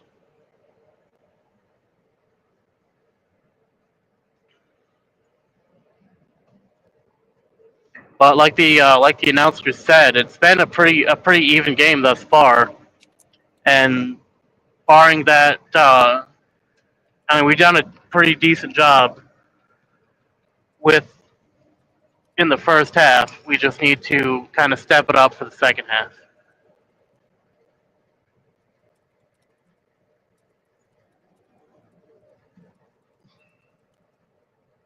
I will say this game does make me miss Ben Johnson. Yeah, I mean, I can't argue with it.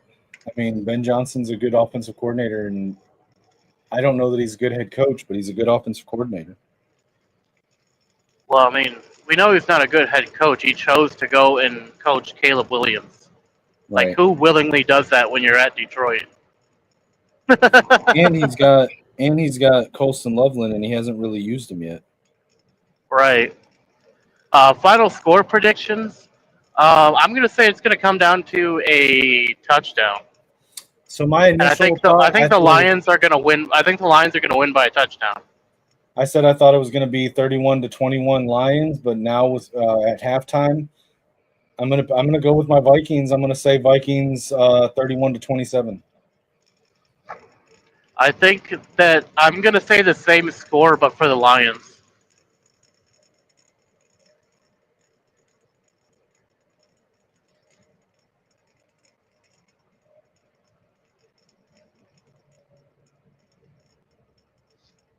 Because I do think that the second half is going to be where we're going to see more of the Lions' ingenuity come into play, and it's going to be too much for your guys' defense to really be able to deal with.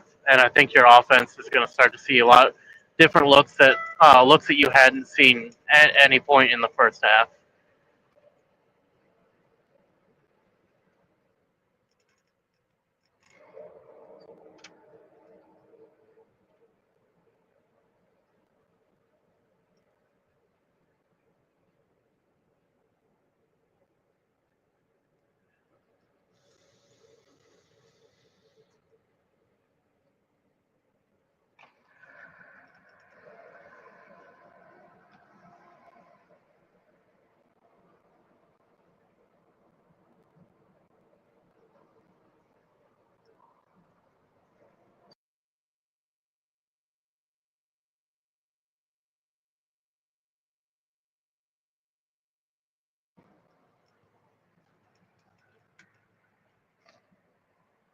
What do you think we're going to see with the Vikings coming into the half? I mean, I think we're just gonna see a lot of the same. And that's what I'm actually hoping for. I'm hoping you guys don't change anything up, because if you do, you guys might have a chance at holding out and winning the game. But if you guys keep doing the same thing, I think the Lions are going to adjust and crush.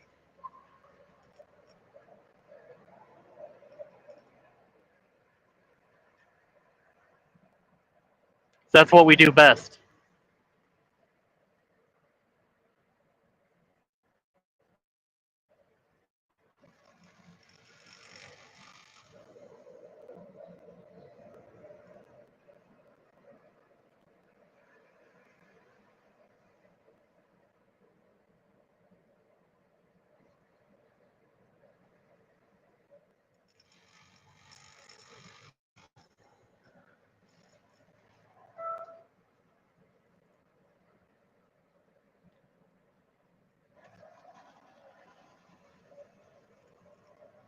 We have dead air. Sorry, I'm potentially Um, doing a post game thing with Purple Daily's Vikings vent line. oh, wonder how that's gonna go once the Lions win. Shut up. I mean, I've been on there before, but I did their off season Vikings vent line thing, so a little bit different doing the post Right. game one. Yeah, I mean, I honestly believe that we're going to see a totally different game plan coming out of the half from the Lions. We'd almost have to with how they were playing the first half. I mean, yeah, it was pretty even. Minus that touchdown, that a few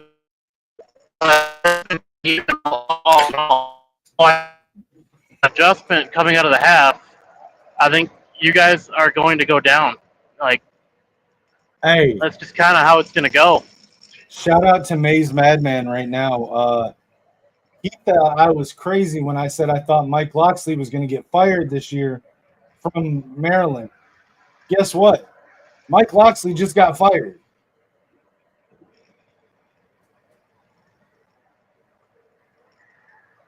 Keegan, if somebody offered me $500 for them to burn my JJ jersey, I would do it, and then I would use 100 of that 500 to buy a brand new one, and then profit $400.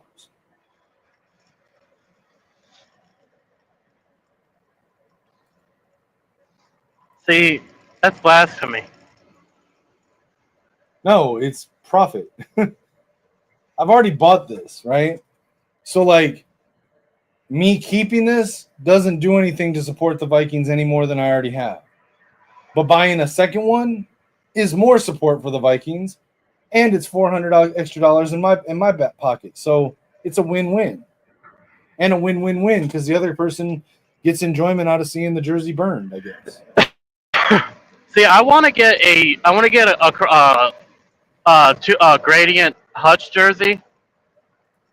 I want to get the one that's half Michigan, half Lions jersey Yeah, I'd for love to have one Hutchinson. like for JJ like that. I don't think they make a Minnesota and Vikings jersey. Well, now I'm gonna look and find out if they do. He would have had to stay in Michigan. Holy shit! What? Nebraska quarterback Dylan Raiola is out for the rest of the year with a broken fibula. That's not important, is it? I mean, it is for the Big Ten. Keegan, if it was $200, I'd still do it because I could still buy another one and profit $100. All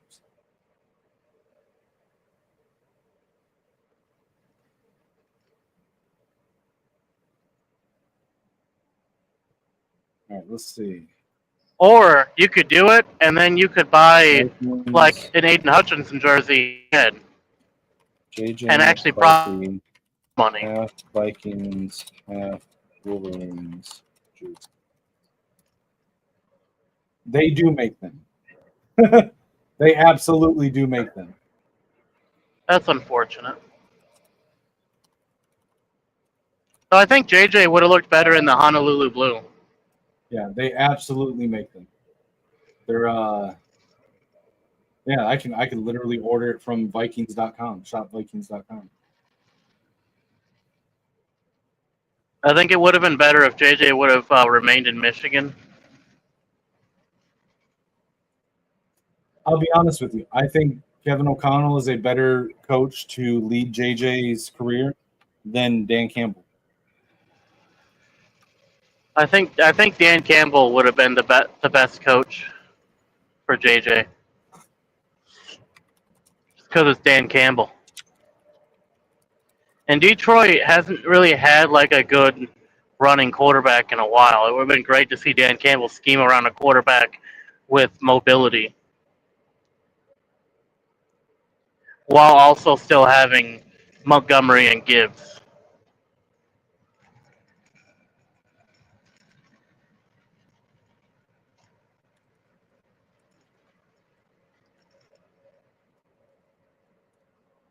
That is correct, Keegan. Americans coach or America's coach. Because the Detroit Lions are now America's team. No longer is it the Dallas Cowboys, sorry.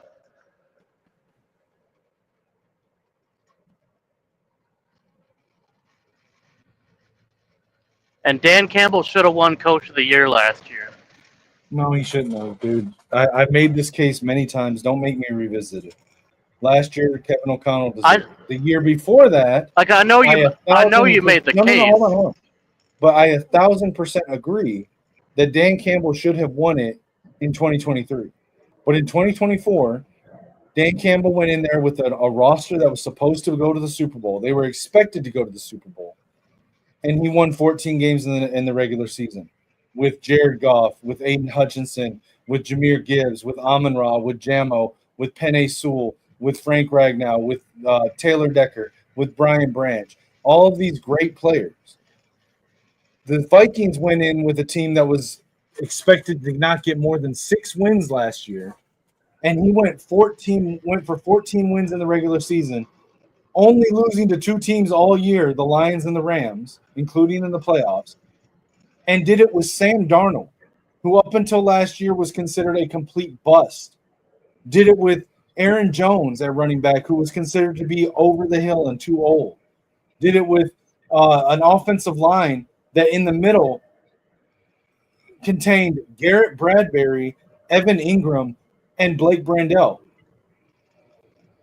A defense where they lost their best defensive player in Danielle Hunter and signed Andrew Van Ginkel and Jonathan Grenard, who were supposed to be not impact signings. And he won 14 games. Both coaches won 14 games.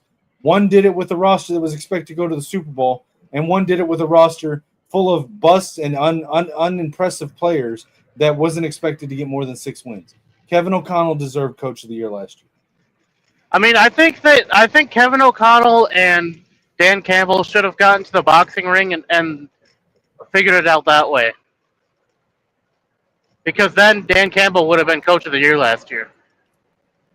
Right. So you just admitted that he wouldn't have won it on his merits alone compared to Kevin O'Connell last year. No. What I'm saying is they were both pretty even on it, and either one of them could have won. I still think Dan Campbell should have won. What Kevin O'Connell did with his roster last year was more impressive than what Dan Campbell did with his roster. Now, again, I think Dan Campbell should have won it in 2023, and he got robbed of it in 2023. But the fact he got robbed of it in 2023 doesn't mean he should win it in 2024 if there was another coach that deserved it more. Absolutely. Because then the next year, that's when O'Connell wins it. And then we do that every year. You're always 1 year behind on winning it. All right, the game's back on, and we're still sitting there talking about last year. There's a flag on the play. Holding. Might be. I just always assume it's holding. Oh, it was offsides by the Lions. That'll be first down. So who was offsides? Let's see. Oh, yeah, that was definitely offside. You can't even deny that. Holy shit. Aleem McNeil, Keegan. There's your Aleem McNeil play of the game.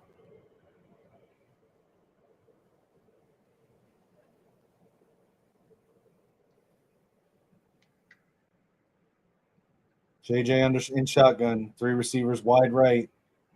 Throws it deep and overthrows barely Jordan Addison. Incomplete.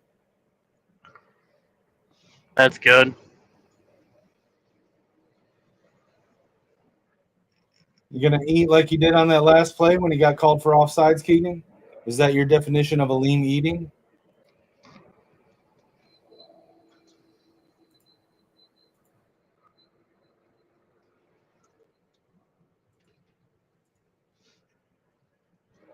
All right, we got 2nd and 10. JJ in shotgun. Bunch right.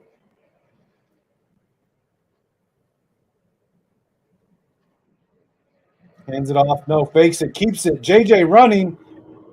Gains 6 or 7. It'll be 3rd and 3.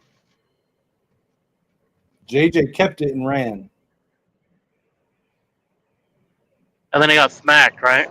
No, he didn't. He just dove down and didn't get hit like a smart quarterback. Dang it. Guys need to get faster about tackling him. 3rd and 3, shotgun, bunch formation right, one receiver left. Naylor in motion, looking to throw, scrambles out of the pocket, fires. Oh my God! Almost caught, incomplete though. So that's 4th down then, right? Yep. Good. We'll take that ball back.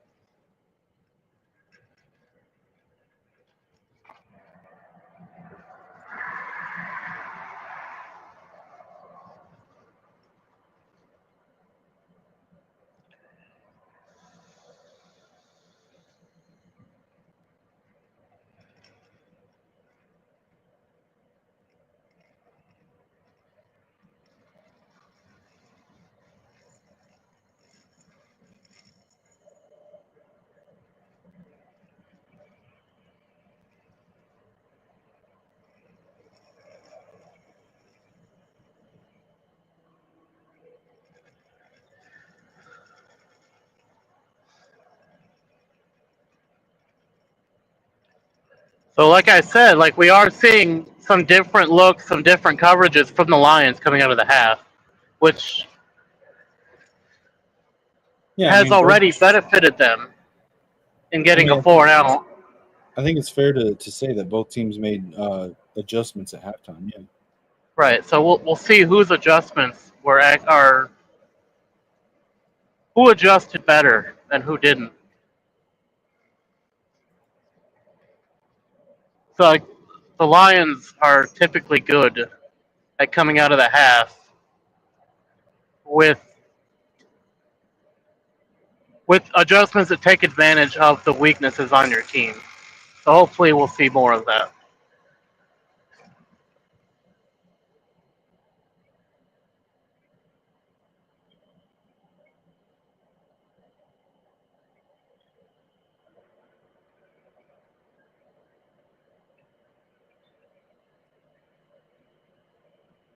I like how, like, on that punt, nobody dropped back to try to pick up any blocks for that.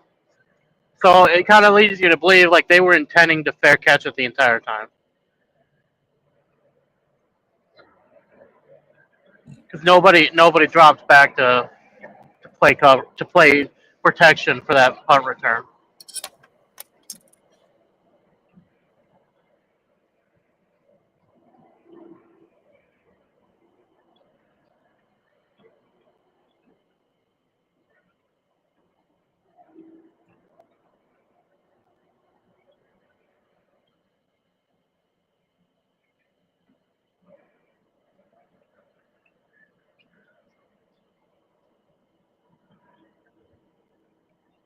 So I'm definitely hoping that we see more ground game coming out of the half. Because I think that's where we're gonna really what we're really gonna have to do.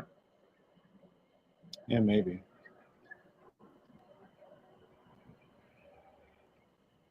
I don't think the Lions are gonna win by 30 points in the second half. That'd be kind of hard to do. All right, we got Goff under center, two receivers right. Hands it off to, I can't tell which back it is, but he gains 2 yards. I think it was. Gibbs is 0. Montgomery, I just couldn't see his jersey number. 3 or 13. I don't remember.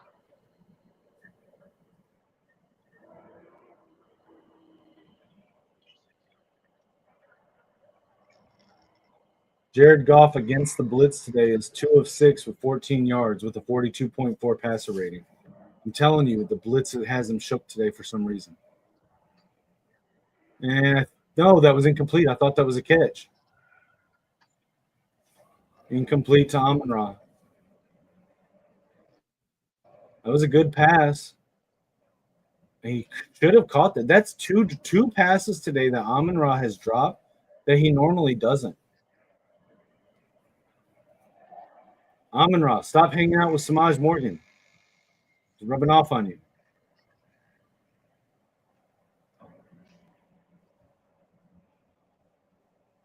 Now we got Goff at shotgun.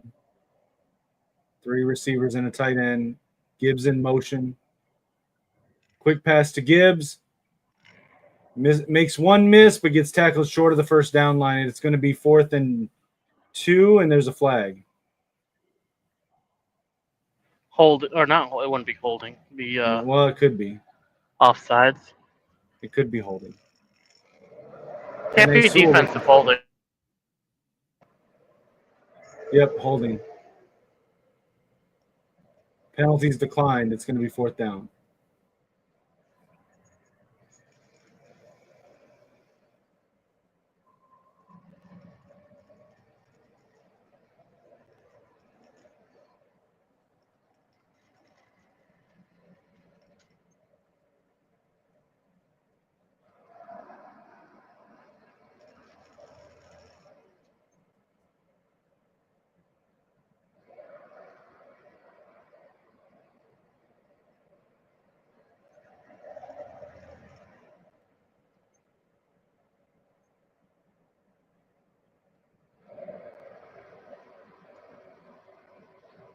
It doesn't matter. It was declined. Why does it matter?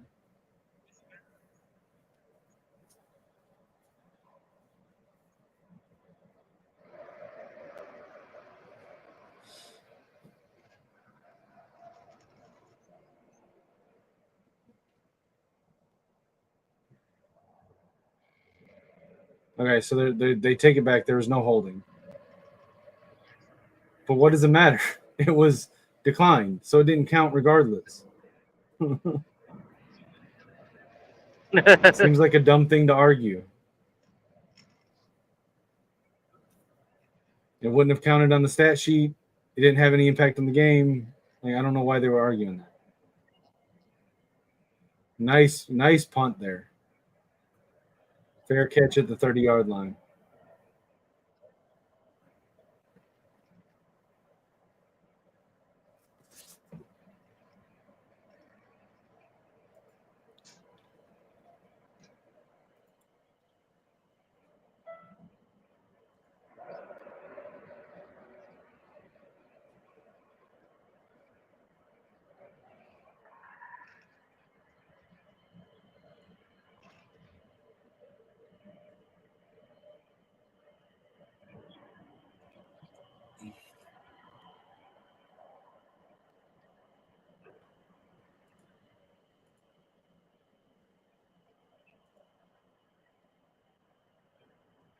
It's a stupid commercial.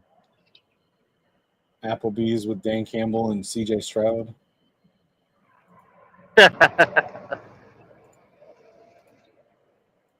like the Dan Campbell Applebee's commercials. Those are always funny. It's literally just him signaling to Stroud, who Stroud's the server, and Dan Campbell's over there signaling for him to upsell to 2 of something, telling him go for 2.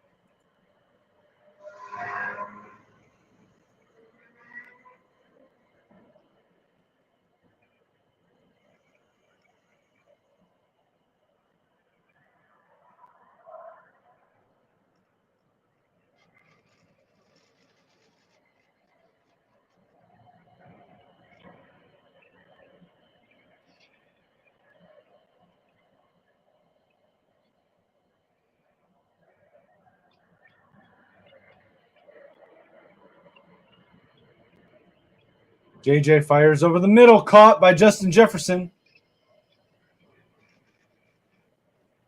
Tackled at midfield.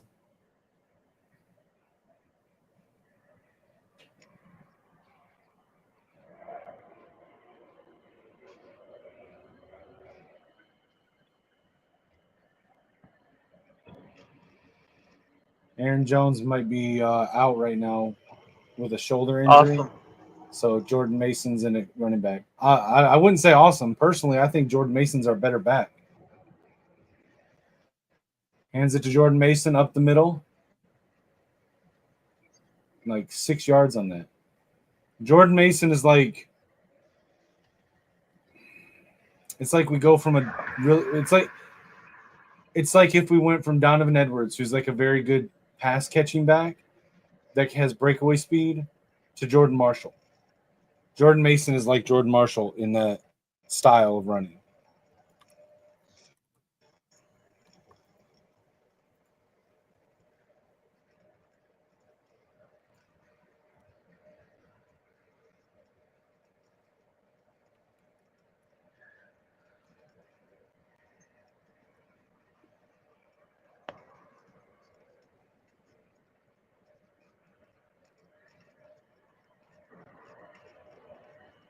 Center messed up the snap. JJ was able to recover it.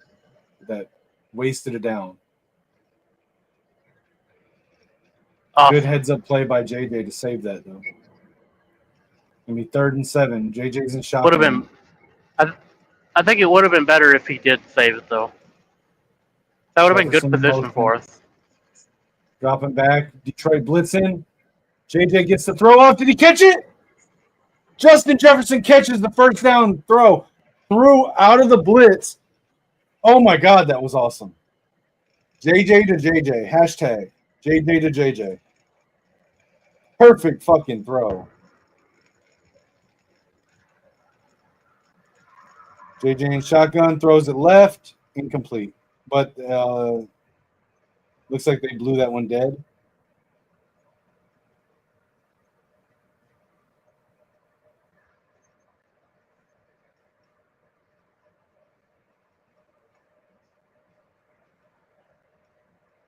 That's not a drop. Stop it.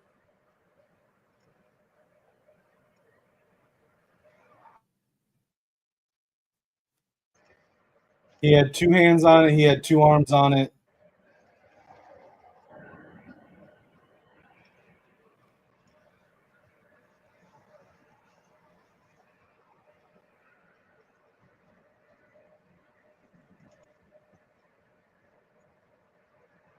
Don't be a homer, Keegan. That was a catch.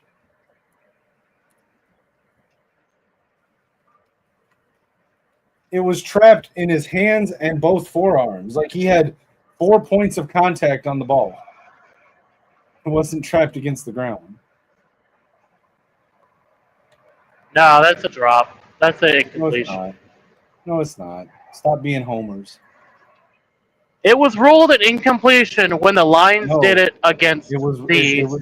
It was just now ruled a catch because it was a catch.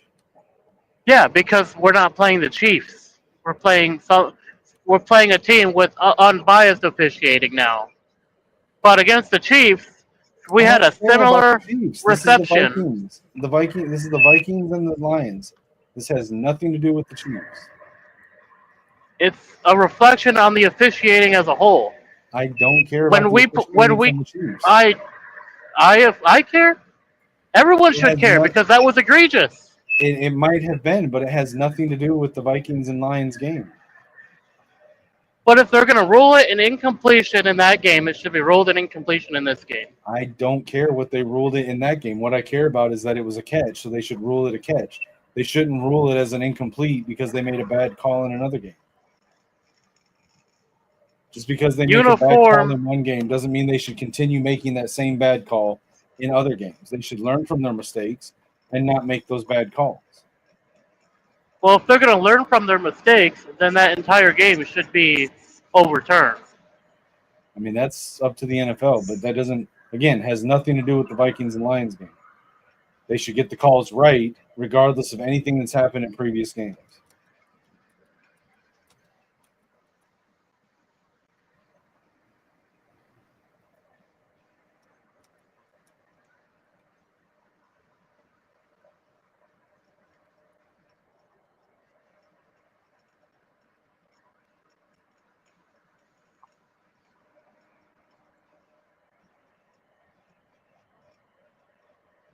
This year's officiating has been completely awful as a whole.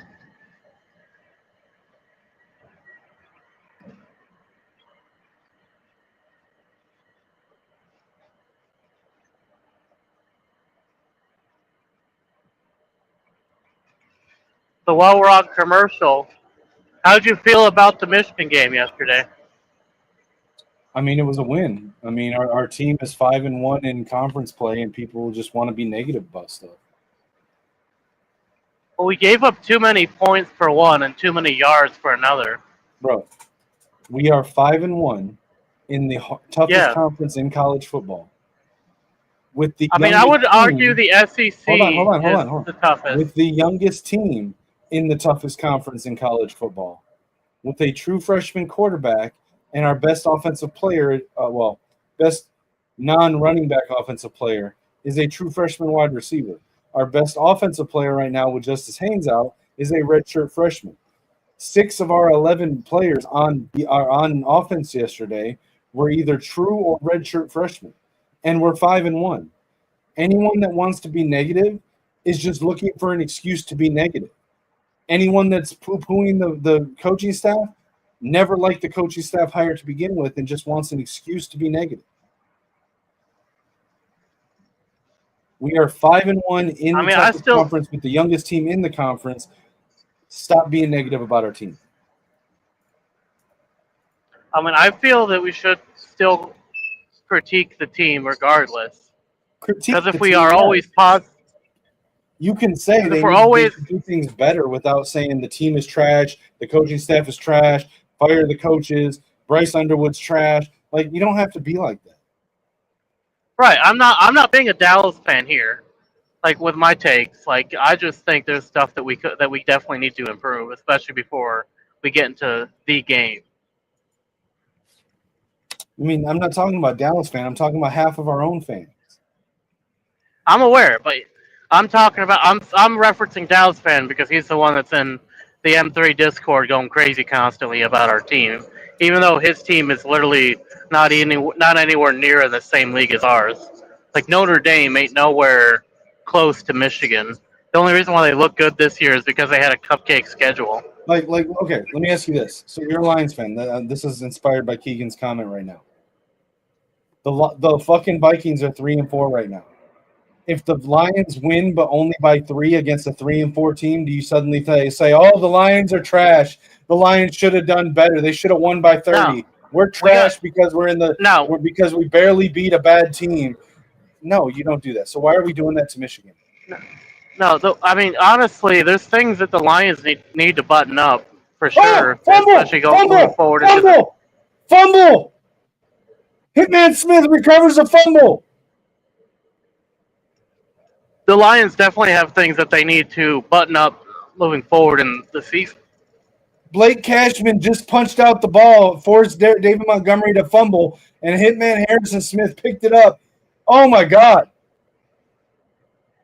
Skull Vikes.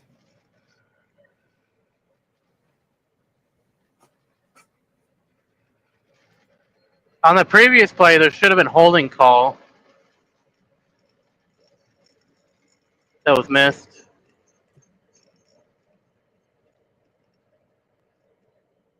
Because after the failed tackle on Amon-Ra, oh, never mind. Yeah, there it is. The failed tackle on Amon-Ra, they grabbed a hold of his ankles and held him still. JJ under center, bunch formation left, 35-yard line. Hands it off to Jordan Mason. Mason cuts back left, up the middle, 7 or 8 yard gain. This is going to be another touchdown watch. Maybe not this play, I mean this drive.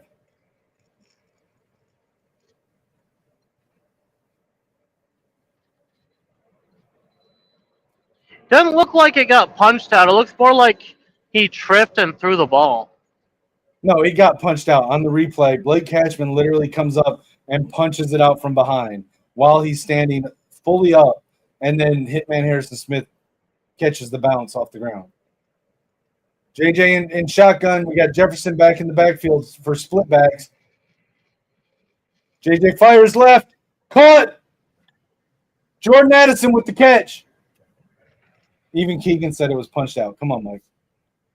Oh, I know. I was just looking at like the initial way it looked. It looked more like he tripped and just threw the ball ahead of him. JJ with a laser to Jordan Addison.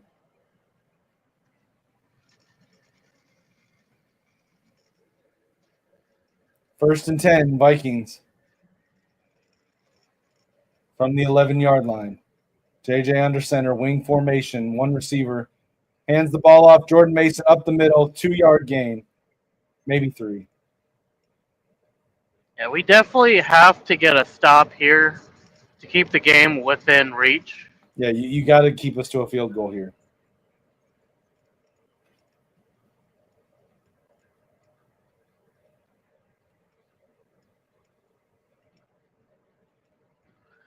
If we can't get a stop, that's going to kind of put it a little bit. That's going to put it out of reach with how we've been playing this game.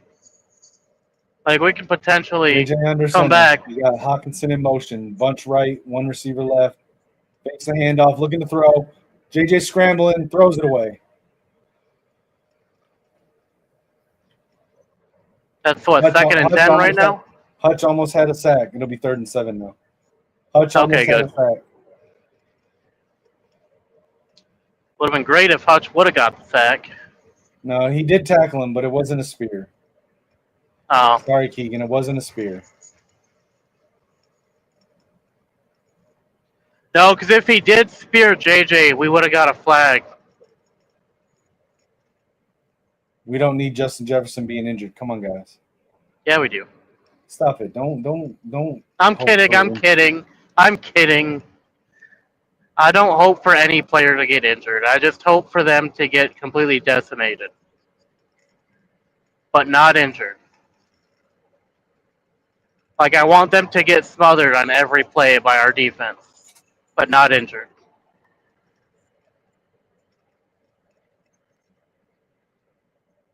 I do think that if we can get a good hit on JJ's ankle, we can take him back out, but I don't want that to happen.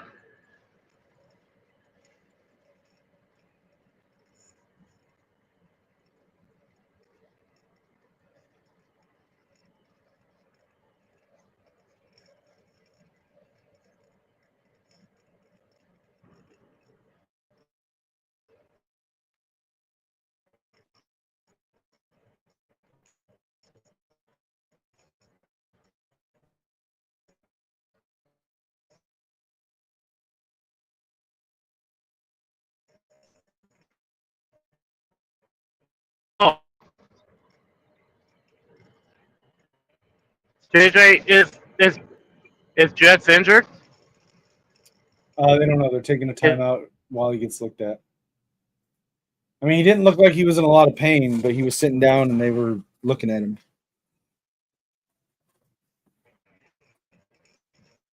He might be out for a play or two.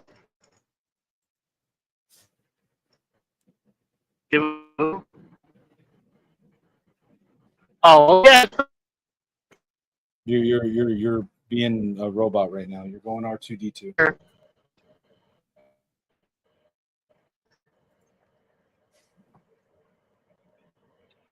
I really hate Atlanta.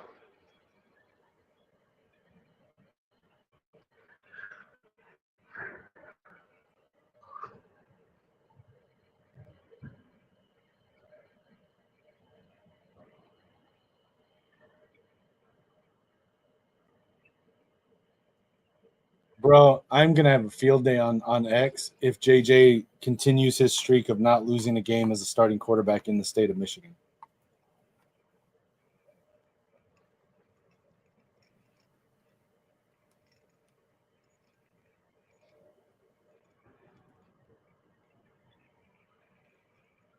Jefferson looks like he's okay. He's on the sideline walking just fine.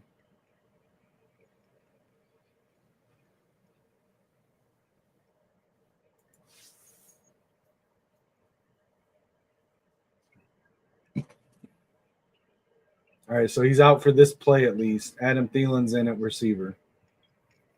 Got Naylor in motion, tight formation. Now we got Bunch on the right side. JJ with a snap. Scrambles away from the pressure. Keeps it. Gets around the edge. JJ runs it in for a touchdown. JJ McCarthy, touchdown.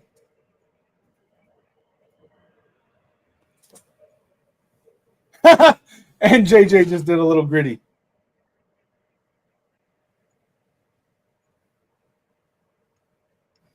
JJ McCarthy. All the doubters. Fuck every doubter. Fuck every JJ McCarthy hater. Including the fake-ass Michigan Wolverines fans that have been talking shit about him.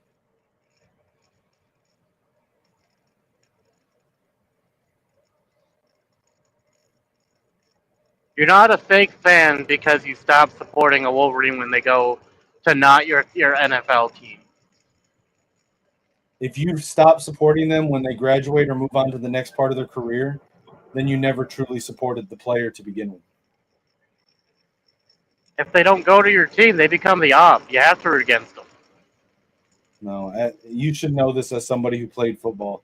You're always a member of that team that you are on.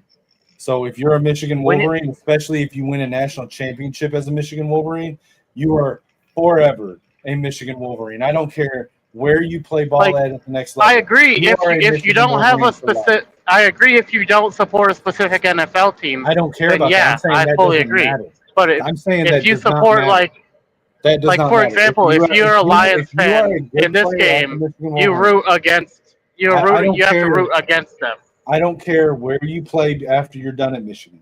If you play at Michigan, especially if you win a national championship, you are forever a Wolverine. I don't care if you play in the fucking CFL. I don't care if you play in a Japanese football league or if you go over to fucking New Zealand and play rugby. You are a Michigan Wolverine for life. And if you supported them when they were there and then stop supporting them when they move on, you never supported them to begin with. No.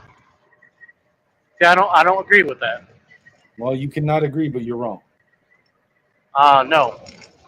Anybody that's ever played the sport, anybody that has ever played football or any team sport understands that, especially if you win, but regardless, you are a member of that team for life. It doesn't matter. It's your high school team. It doesn't matter if it's your college team. You are whatever team that is, you are that for life. Unless you go to the op in the NFL. No, it doesn't change regardless. And then you become the enemy until you retire, or you stop becoming an, or you stop being an op. If you're putting restrictions on that, then you never supported them to begin with. Nah, I support the Wolverines. Then keep supporting them. But if they go to an op, I have to root against them. Sack on Jared Goff. That's what it is. Javon Hargrave with another sack.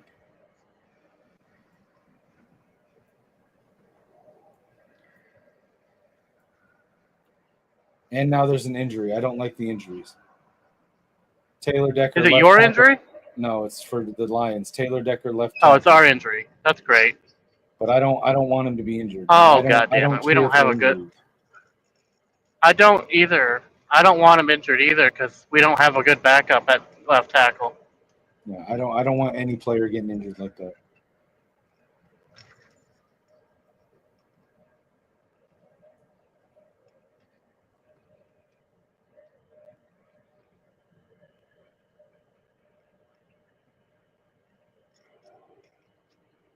That is definitely not good if he's like out for multiple games because we don't have a good backup. Keegan, if only you believed it when I told you that when we were talking about who you were going to start on your fantasy team.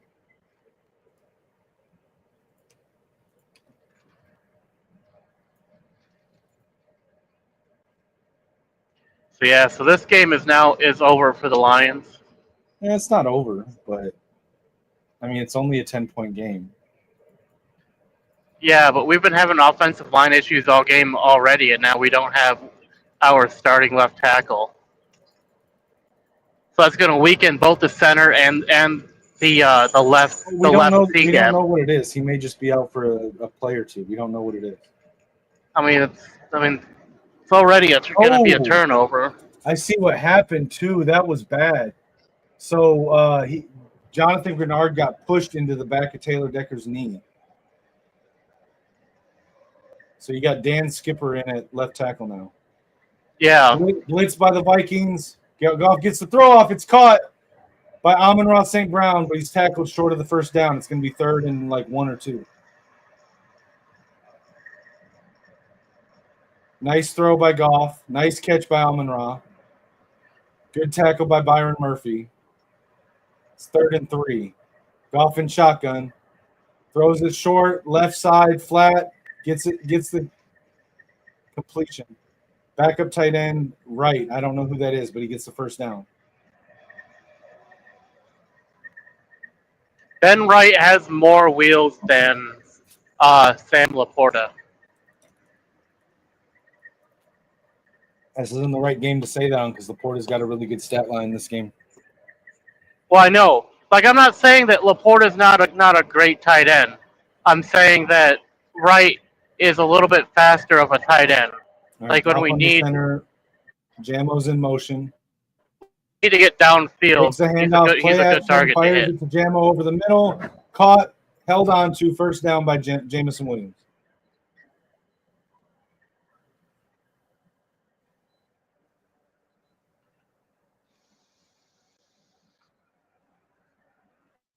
Jamison Williams able to keep control of the catch, even through the hit from Hitman Smith. So good play by Jamison Williams there.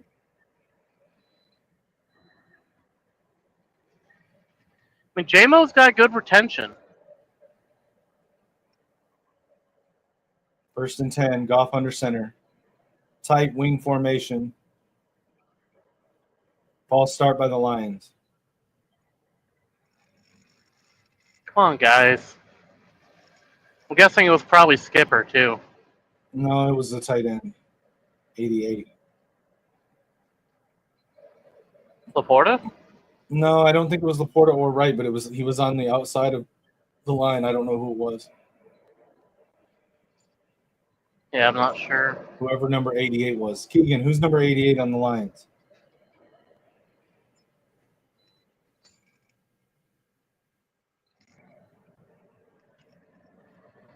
Is Wright 88? I thought he was 89.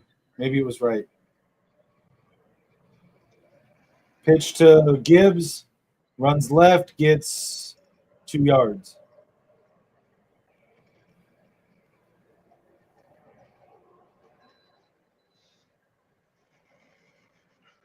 It's kind of gay, Ripstar.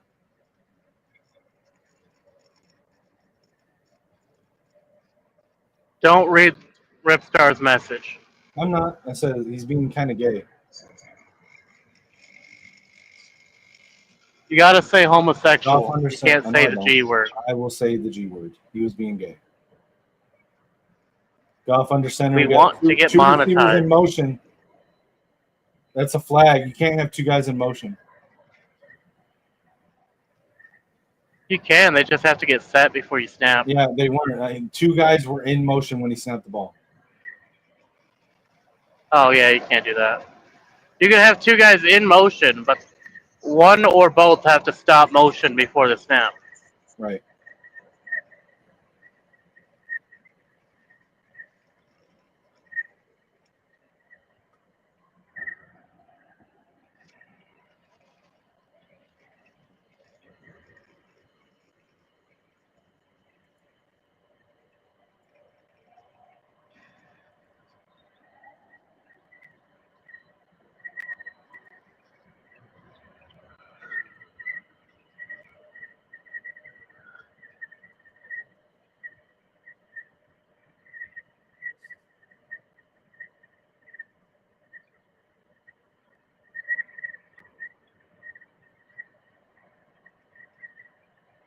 right, it's going to be 2nd and 23. We got Amon-Ra in motion. Trips right. Looks like Gibbs in the backfield. Passes over the middle. Laporta catches it. Short gain there, only a couple yards. 3rd and 14.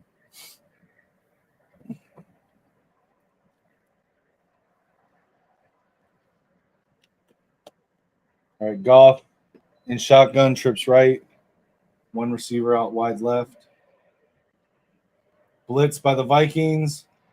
Pass gets off right. Jamo makes one miss and gets the first down. First down, Lions. Let's go. Let's go, Jamo. That was a good move by Jamo post catch to make Isaiah Rodgers miss.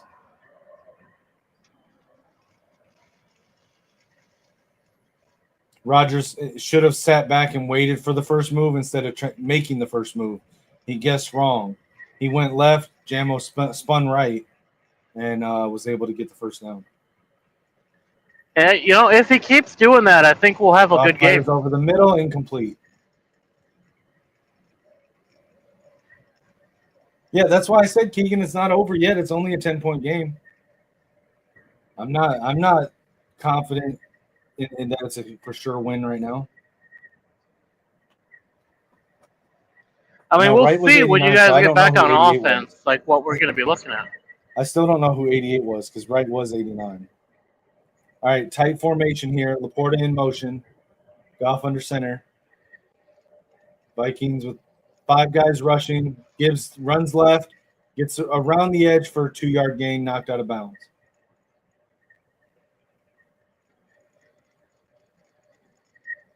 Oh, okay. It was more than I thought. The announcer said it was pick up a 5. It's 3rd and 6, so we were both off. It was 4-yard gain.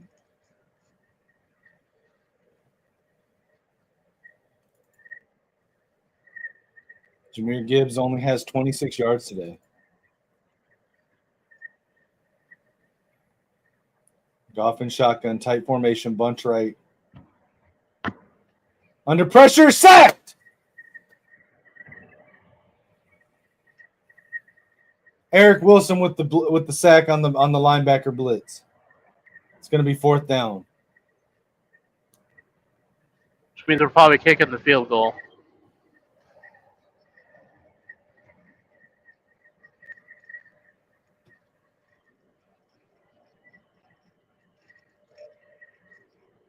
Not great pass protection by Jahmyr Gibbs there. So they're going to send out Bates for the easy field goal. Yeah. Hopefully Bates doesn't pull a Zavada, though. Nope, he got it. So it's a 7-point game now. I don't mean a dog on our team on the Michigan team, but it's not a secret that Zavada struggles with the easy field goals. I don't think it's on Zavada. I think it's on J.B. Brown or special teams coordinator. Well, who has to make the kick, though? Well, who's got to coach him? Well, right, but he was doing decent last year. He got a lot of practice in last year for kicking field goals.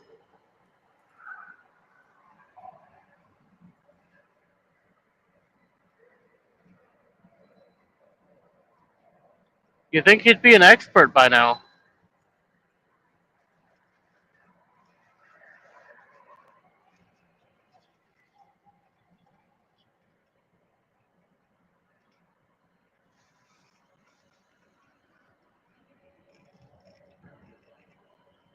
Yeah, I don't know why they would have Gibbs in on that play. I would have put Montgomery in.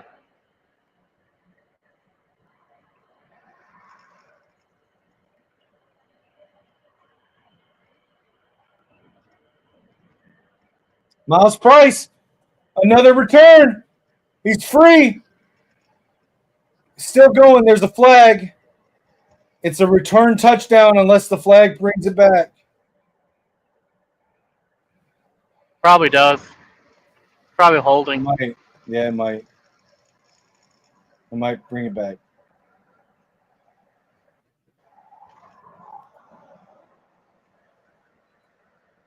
No one breaks free like that without holding being called, unless you're Turbo Turpin.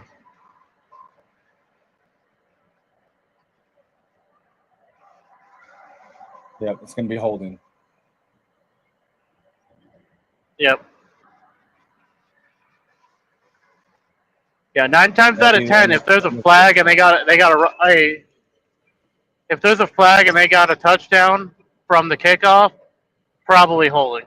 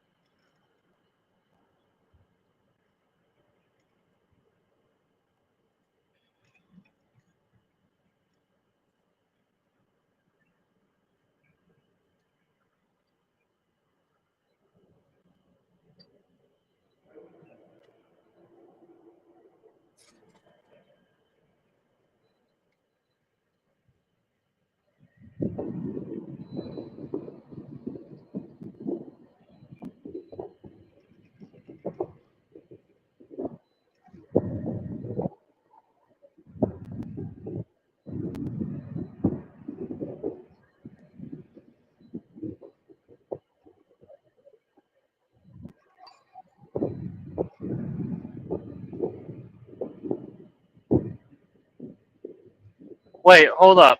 So if it's 10 yards from the spot of the foul. Oh, okay, no, sorry. For some reason I was thinking that would mean that it's half the distance to the goal, and we were about to see a safety. But yeah, no. It'll be 5 yards back from where the ball was at the time that the hold happened. Okay. Dang it. I was really hoping for half the distance to the goal line.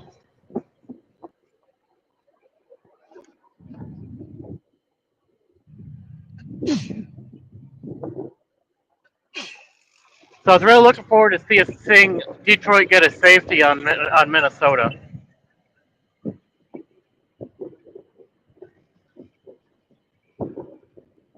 Because we definitely would have done a weak Martindale blitz right there.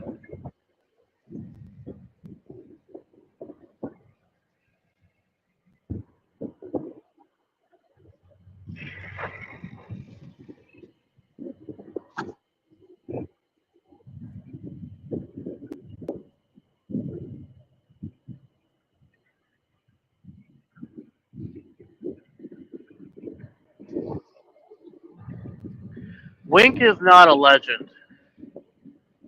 Wink is actually absolutely a legend. Not at Michigan, not when it takes him 8 weeks to get the ball rolling. Wink is a legend, period. If he was a legend, it wouldn't take him 8 weeks to get the ball rolling on defense. 5-yard gain. A 4-yard gain. Amik Robinson looks like he's injured. His left leg, he's favoring it. Like, I get we have a very young team, but it still shouldn't take you 8 weeks to get the ball rolling on defense.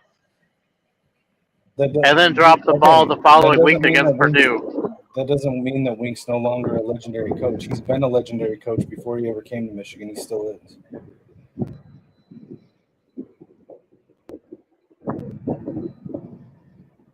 Let me tell you something.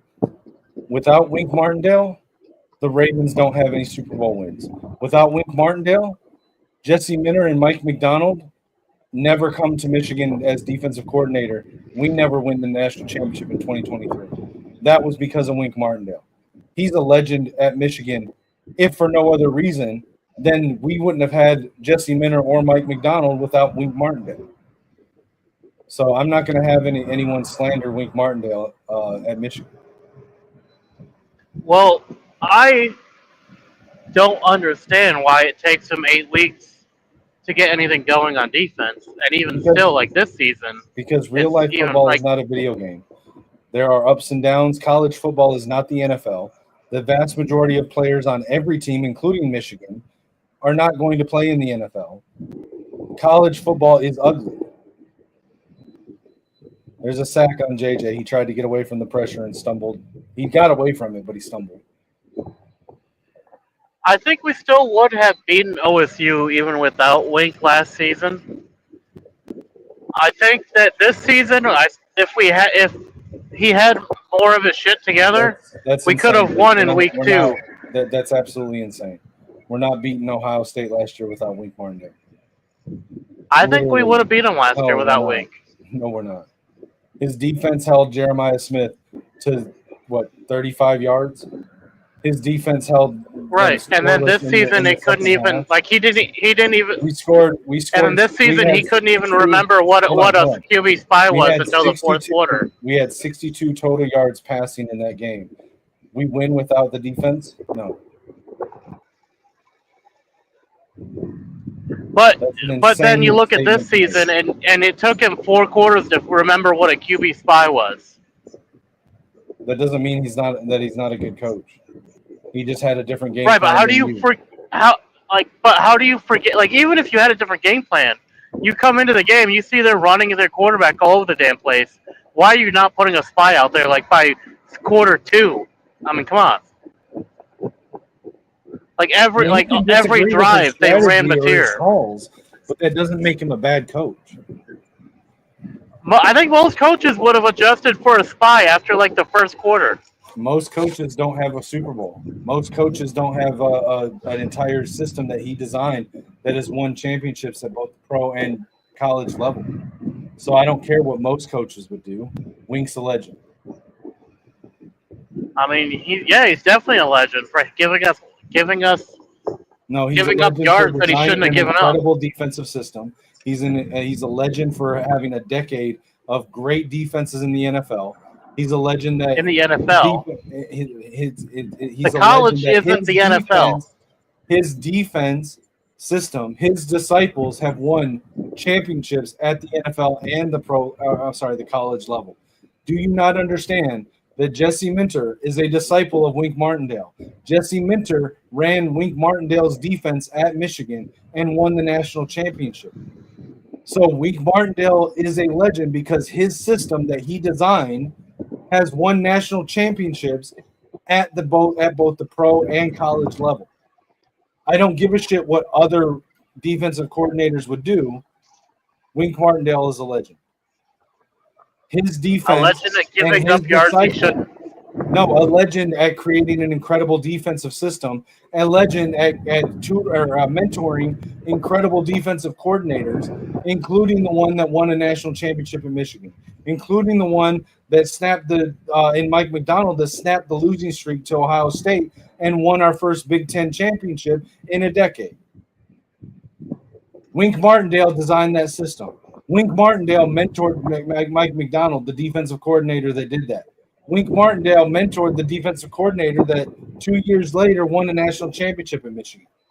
Right, and now he's giving up yards he shouldn't. Wink Martindale is a legend for designing a system and mentoring the defensive coordinators who have had success just like he has. There's literally nothing you can say that makes Wink Martindale suddenly not a legend or a bad defensive coordinator. He has more accomplishments than 99% of other defensive coordinators in the entire world. But what took him 4 quarters to figure out what a QB spy was? None of that makes him a bad coordinator. None of that makes him less of a legend. None of that takes away any of his accomplishments. He could call bad football games for the next 10 years, and you would still be a more accomplished defensive coach than 99% of other defensive coaches in the entire sport of football. I mean, if he calls bad defenses and costs us games, he definitely shouldn't be at Michigan. He absolutely should be at Michigan because there's very few defensive coordinators that are on his level and even fewer that are better than him. Well, apparently the Oklahoma coach was above his level. No, he wasn't. Because the Oklahoma coach has won one national championship as the defensive coordinator at Clemson. That does not trump Wink Martindale's accomplishments. Well, I mean, Brent it did Venables did trump. not It design did. an entire defense. Like, And I'm Brent not an Venables has Oklahoma not won a fan. Super Bowl. Brent Venables has not mentored multiple defensive coordinators that have won championships at the NFL or But he did or the defeat. college But level. he can now say that he defeated Wink Martindale No, he didn't. pretty handedly. Because Brent Venables is a defensive coach. He did not defeat Wink Martindale. Ben Arbuckle's offensive game plan with players that were not true freshmen beat Wink Martindale's young defense. That does not mean Ben Arbuckle outcoached Wink Martindale. That does not mean that Brent Venables outcoached Wink Martindale. That does not mean that either one is a better coach than Wink Martindale. Brent Venables will never be a better coach than Wink Martindale. I mean, USC also beat Wink Martindale. USC's defensive coordinator is a disciple of Wink Martindale.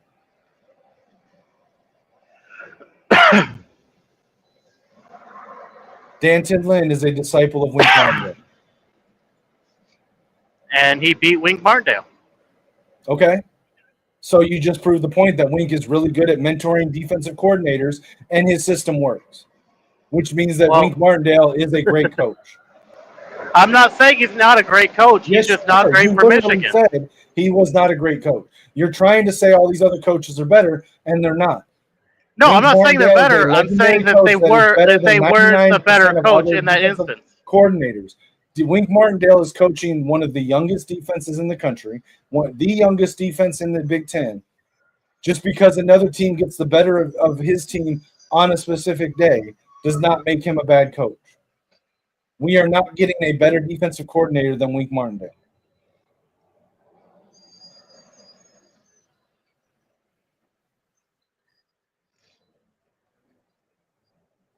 Nice throw over the middle by Goff to Laporta.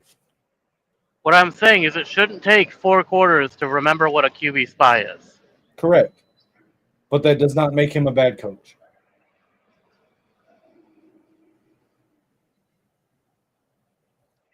Like any other coach would have put out a QB spy after Q1. Well, that's not true. And you don't know that him not putting a QB spy was the reason that the play failed. It could have been a missed tackle. It could have been a blown coverage. It could have been a player playing out of position. It could have been a player not listening to Wink, which has been a problem at Michigan because some of those players thought, well, we did it this way in 2023 and we're better. We know better. So they weren't listening to Wink, especially last year. And that's been said by defensive players that were on that team last year. So you don't know what it is that's causing those bad plays. It could have been youth. It could have been inexperience. It could have been bad decisions by the players. It could have been a bad call by Wink. Me saying he's a great coach and not a bad coach doesn't mean that he's going to make the right call every time. But don't sit here and say that he's a bad coach or that other coaches are better than him when they're not. I mean, if you beat someone, doesn't that make you better than them? Hold on. What was that? What was that call that just happened? It was a 10-yard penalty on Detroit. Block in the back by Jamison Williams. That's what it was. I mean, it also should have been unnecessary roughness. 2. Unnecessary roughness on the quarterback for on a run play. Come on. No. Let's talk about the previous play. Nice throw by Goff, but it's overthrown out of the end zone.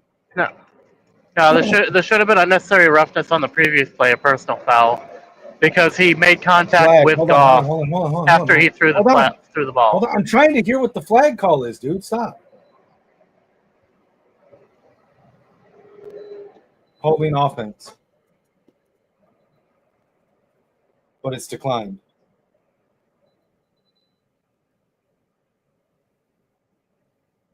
Yep, that's a hold by Taylor Decker. Well, the officials are really trying to. No, don't even try that, dude. On the replay, you literally see him holding Bernard's fucking collar of his jersey. Don't try that. Don't even try that. That was not the refs. That was Decker. Well, that's why. Well, normally when a coach declines a penalty, it's because the officials are just calling shit for the shits and giggles. To St. Brown gets a couple yards. Yeah, don't try to act like that was the freaking uh, refs on that. Shout out to Corey in the chat. Yeah, Vikings are looking great, man. This is what you know what, Corey, at the start of the year, this is the team I thought we were going to have with the Vikings from the start of the year.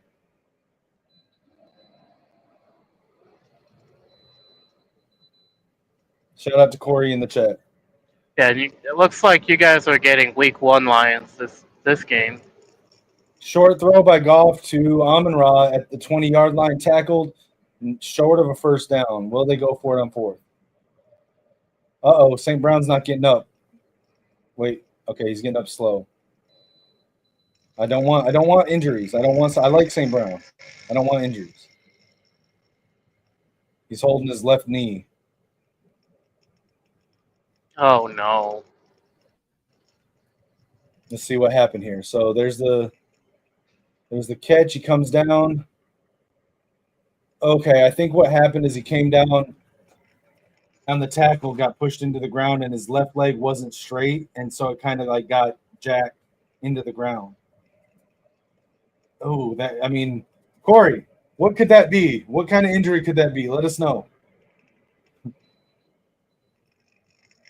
All right, Amon-Ra is walking off the field, so maybe just a pulled muscle. If Amon-Ra gets injured, that's our season. I mean, you still got Jamo and Gibbs. I know what I said.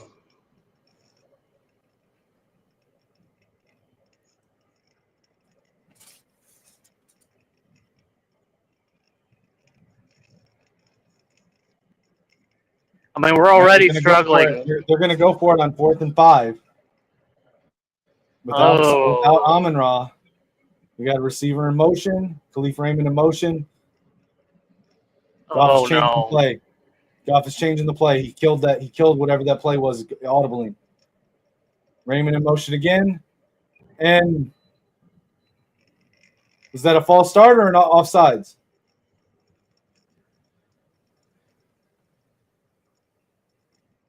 It's offsides on the Vikings. That'll be a first down for the Lions. Thank God. That's a saving grace right there.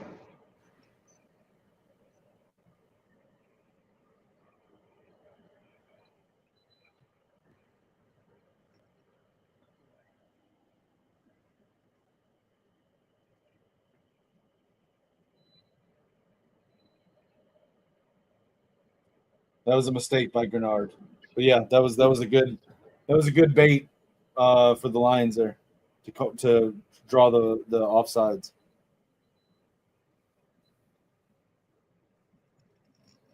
Okay, so they're saying that Amon-Ra has to come back out because because there was a injury timeout, he has to come out for at least one play, and that last play did not count as a play. Oh, that's stupid. No, I mean that's the rule. If play stops because you're injured, you have to come out for at least one play.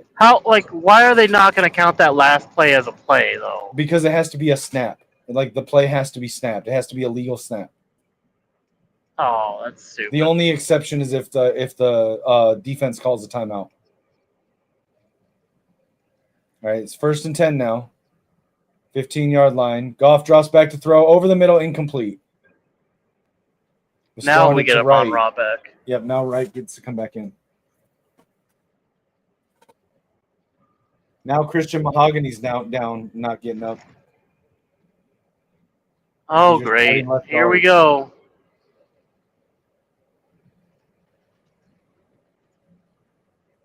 An injury palooza begins.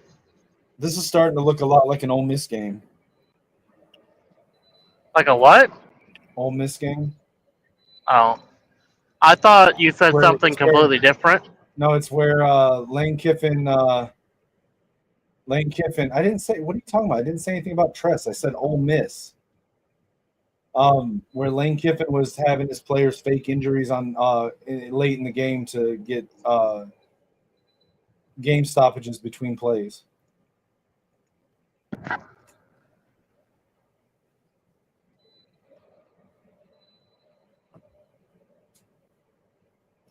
I think Keegan's talking about the strength and conditioning coach on the Lions, and he's doing it sort of tongue in cheek because of what people have been saying about Trez. Ripstar, I think you're misunderstanding what he's saying. Yeah, we definitely need a better strength and conditioning coach because he has been dropping the ball. Well, no, but I'm saying I think Ripstar thinks that Keegan's like being serious. Keegan's actually making fun of the same people that Ripstar disagrees with. Oh, yeah, no, I'm full on with replace the strength and conditioning coach. I think he's been dropping the ball for too many years now.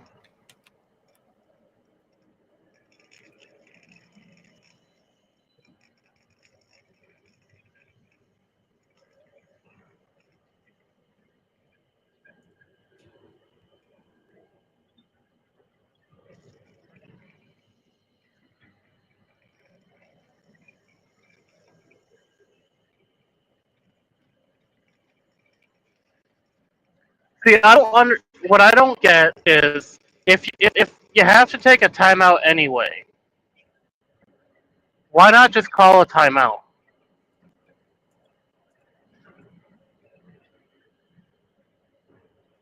Like, if an injury is going to cause you to use a timeout regardless, you should probably just call a timeout, right?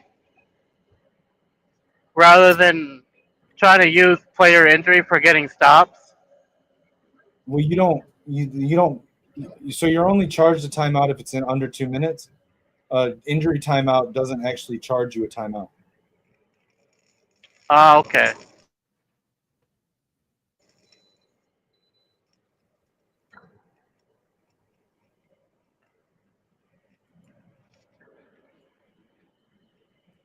Christian Mahogany is being carted off.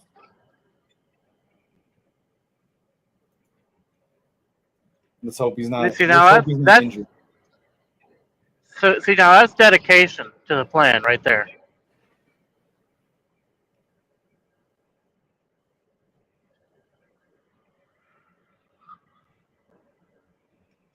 But I mean, realistically, when you really think about it, it was never a matter of if Mahogany would get injured, but more so a matter of when Mahogany would get injured.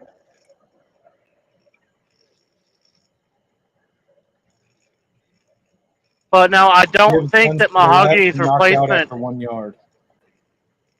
I do not believe that Mahogany's replacement is up to snuff, though. We do not have great backups on the line. We'll see if Brian Flores takes advantage of that with more linebacker blitzes. I mean, we already have a really weak line, so I mean, I'm surprised that y'all haven't been doing more linebacker blitzes. You probably would have stopped us more. We have been. Eric Wilson's had 2 sacks. Blake Catchman's been in the backfield a lot. There's a penalty. Because, like, we do not have a strong second. We don't have a strong second string. That's a false start on Taylor Decker. Sounds about right. 3rd and 14 now. It's going to be from the 18-yard line.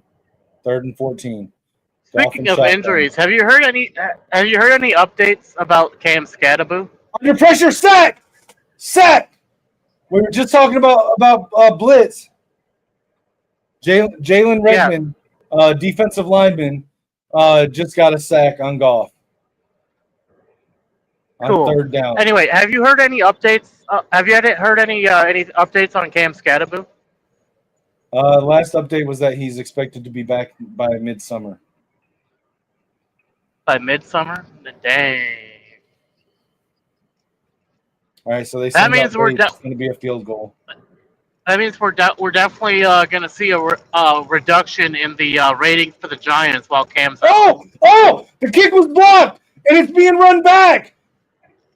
Cool. Isaiah Rodgers runs it back. He does not get a touchdown, but he gets knocked out of bounds. Yeah, that is a travesty that Cam's not going to be participating. this season. Wow! Yep, A we're blocked definitely kick bound. and then returned down to the other side of the field. Almost a touchdown. Definitely going to see some It was ratings reduced blocked by the for the defensive Giants. line by Levi Drake Rodriguez and picked up by Isaiah Rogers. Cool. Credit to Jake Bates for not giving up on the play and able to push to keep up with Isaiah Rogers enough to push him out of bounds. Otherwise, that would have been a touchdown. And I wonder if the Giants are regretting cutting Donovan Edwards now. They've already cut Donovan Edwards, I think. Yeah, they did in the Now JJ under in the center preseason. pitches it to Mason. Mason running right, gets around the edge, makes someone miss, steps out of bounds. It's going to be Because second and 4. I think he ended up on the Jets practice squad.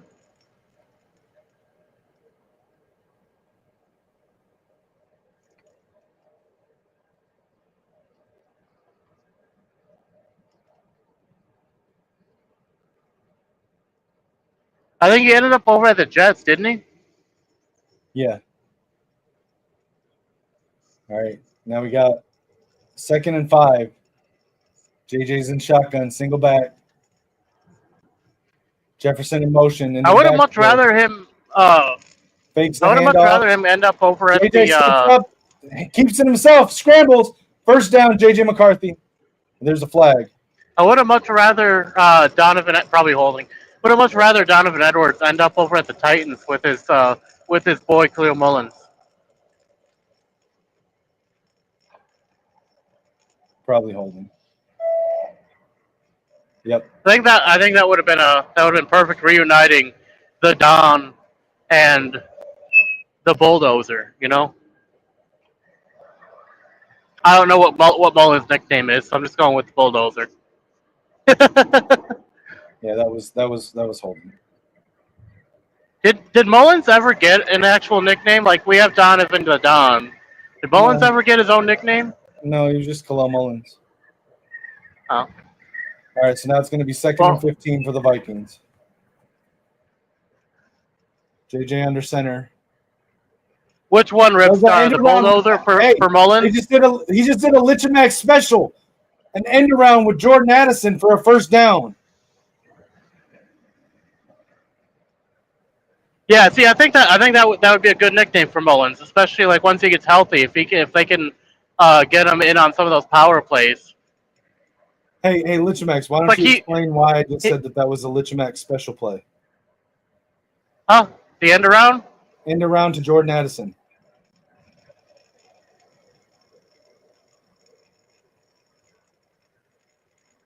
Because it works in the game? Because I traded you Jordan Addison and you killed fucking people with that end around with Jordan Addison? Jordan Mason with a run to the left. Crazy stiff arm, but then there was a flag.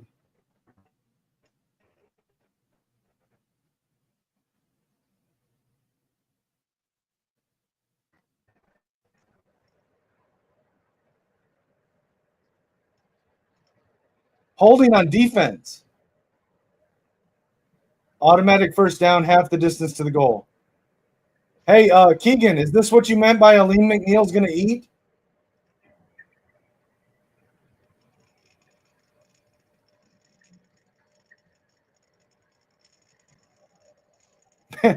Bro, he just stiff-armed the hell out of Arnold. That's a highlight shot right there. All right, JJ under center, I formation. Hands it to Mason. Mason runs up the middle. No gain.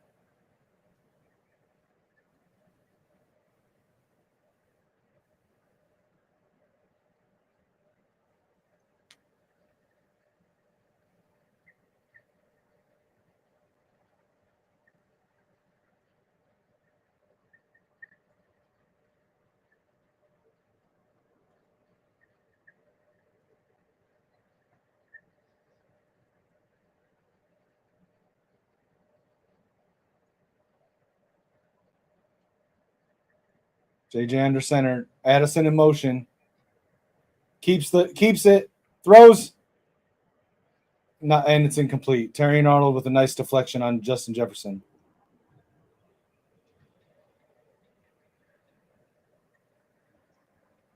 Yeah, that was good coverage by Arnold. I dunk on Terry and Arnold a lot. That was really good coverage. Really good coverage. Oh, that should have been a face mask on Arnold. Damn, you're really behind. You're on that run, aren't you? Yeah. JJ under center, I formation, fakes the handoff. JJ keeps it. Tries to run it in himself, but gets knocked out at the 1 yard line. Awesome. Now we just got to hit him harder. All right, so we're going to send out Will Record, kick the field goal.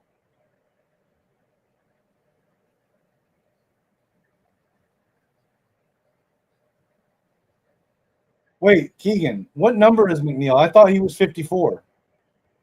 What number is McNeil?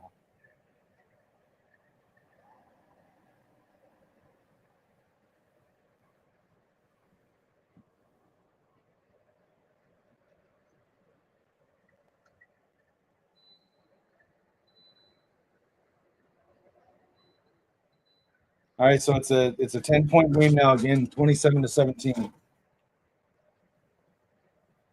Oh, hey, by the way, Jared Goff today, while under pressure, 6 for 15, 71 yards, 5 sacks. He's been pressured on 52.6% of his dropbacks, which is a season high. So just to point this out real quick, this is a season high of pressures on dropbacks for Jared Goff at 52.6. The game that everyone lambasts J.J. McCarthy for against Atlanta week 2 this year, he had a 53.9% pressure rate. That is higher than this game with Jared Goff. It is higher than the game where that Mahomes looked pedestrian in the Super Bowl against Tampa Bay.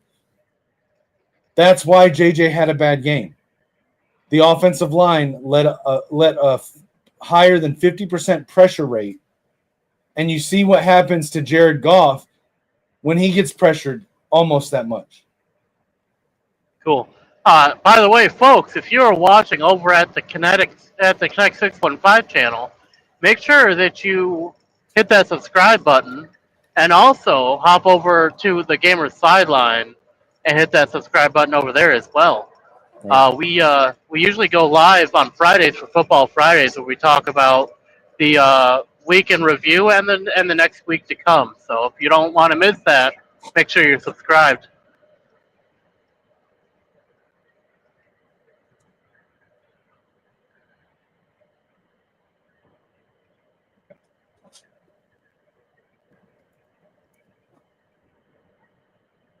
I always get turned around with StreamYard because, like, you're on StreamYard, you're on this side of me, but on YouTube, you're on this side of me.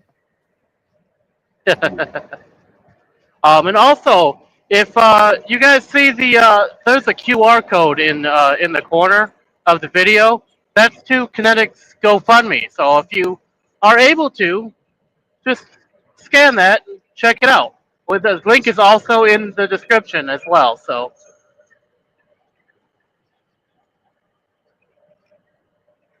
Auburn has fired Hugh Freeze.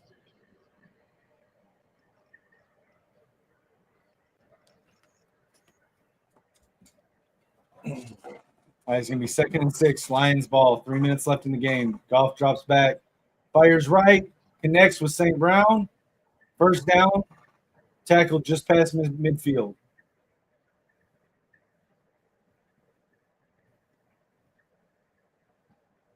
That was a nice pitch and catch there. Goff and shotgun, 4 receivers, fires left. St. Brown breaks a tackle, keeps going, almost a first down. Good play. Now St. Brown's limping again. He's coming out. Oh, great.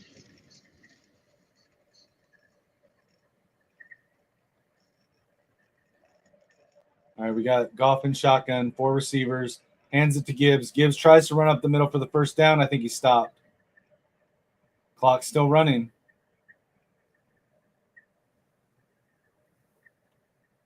Lions don't look like they don't know what they're doing. It's 3rd and 1. It's going to go to the 2-minute warning. They just let 16 seconds off, just run off the clock for no reason.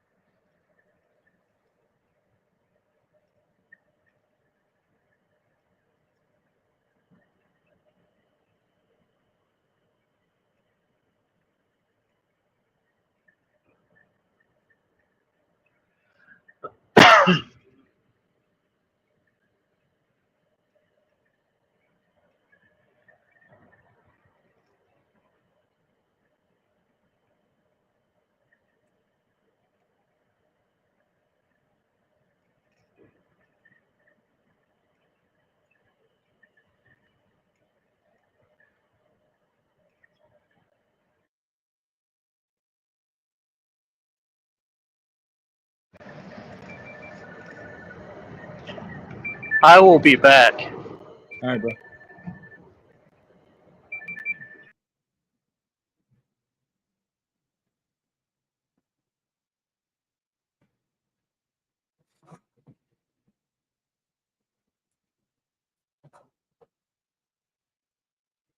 This has been a great game. I'm loving it.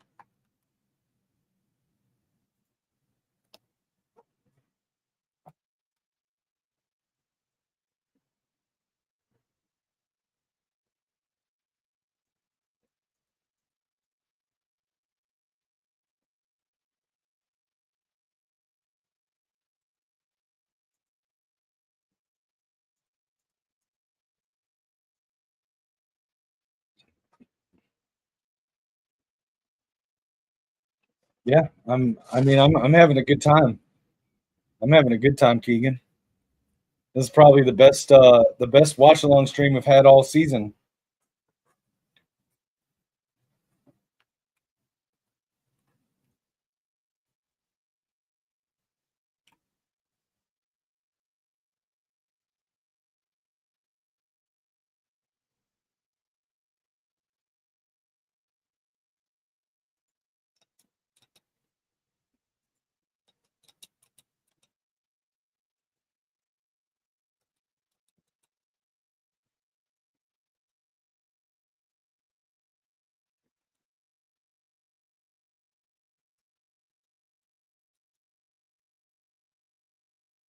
Hey, if the Lions come back, it's still a great game.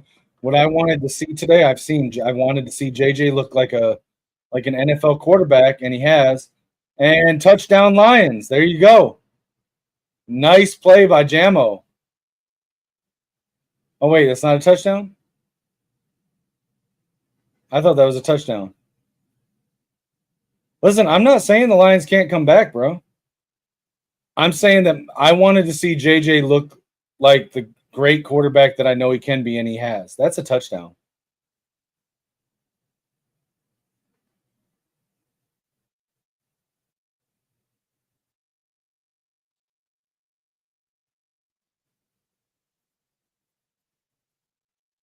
Yeah, that's a touchdown, bro.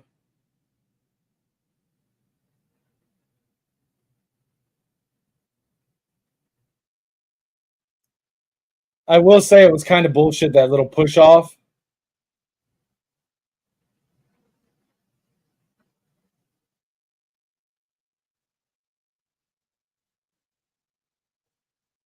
Come on, Keegan. As a former wide receiver, you know what I'm talking about. That push off was a little bullshit, but good play.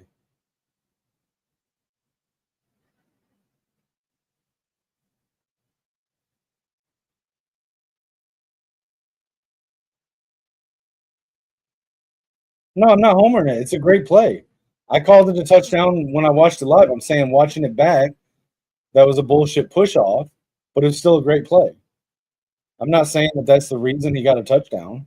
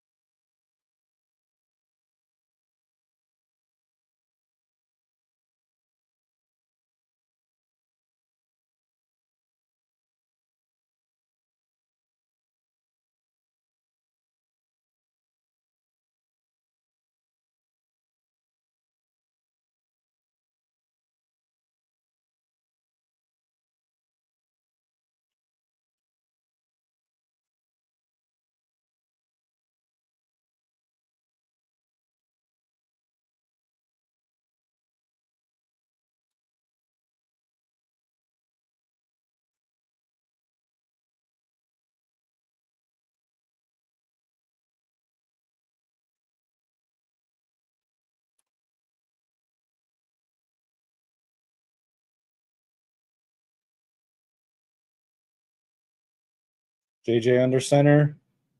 Play action. Keeps it. Gets a few yards.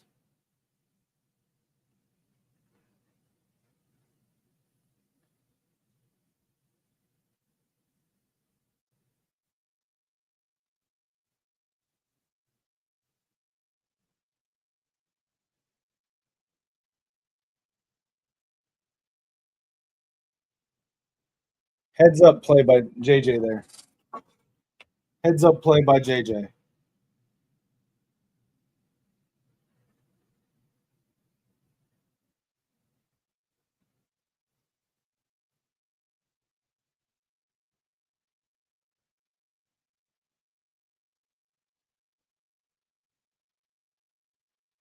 Jordan Mason with the run, only a yard.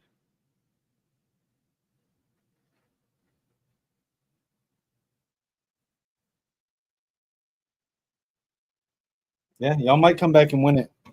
I expected y'all to win to begin with. So, in fact, I predicted y'all to win 31-21. If y'all get a touchdown, y'all got 31 points. But we've already got more points than I thought we were going to have. And I've seen what I need to see. JJ's the guy.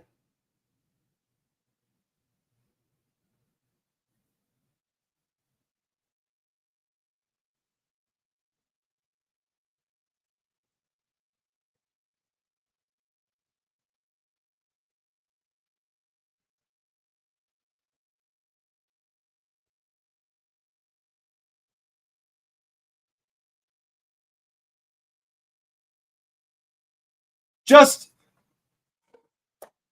Jalen Naylor on the catch. First down. JJ McCarthy. That's game.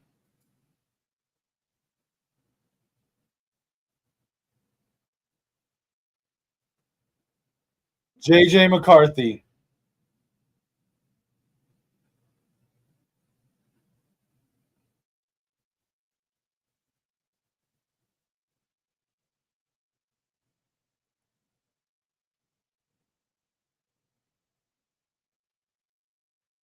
Hell yeah.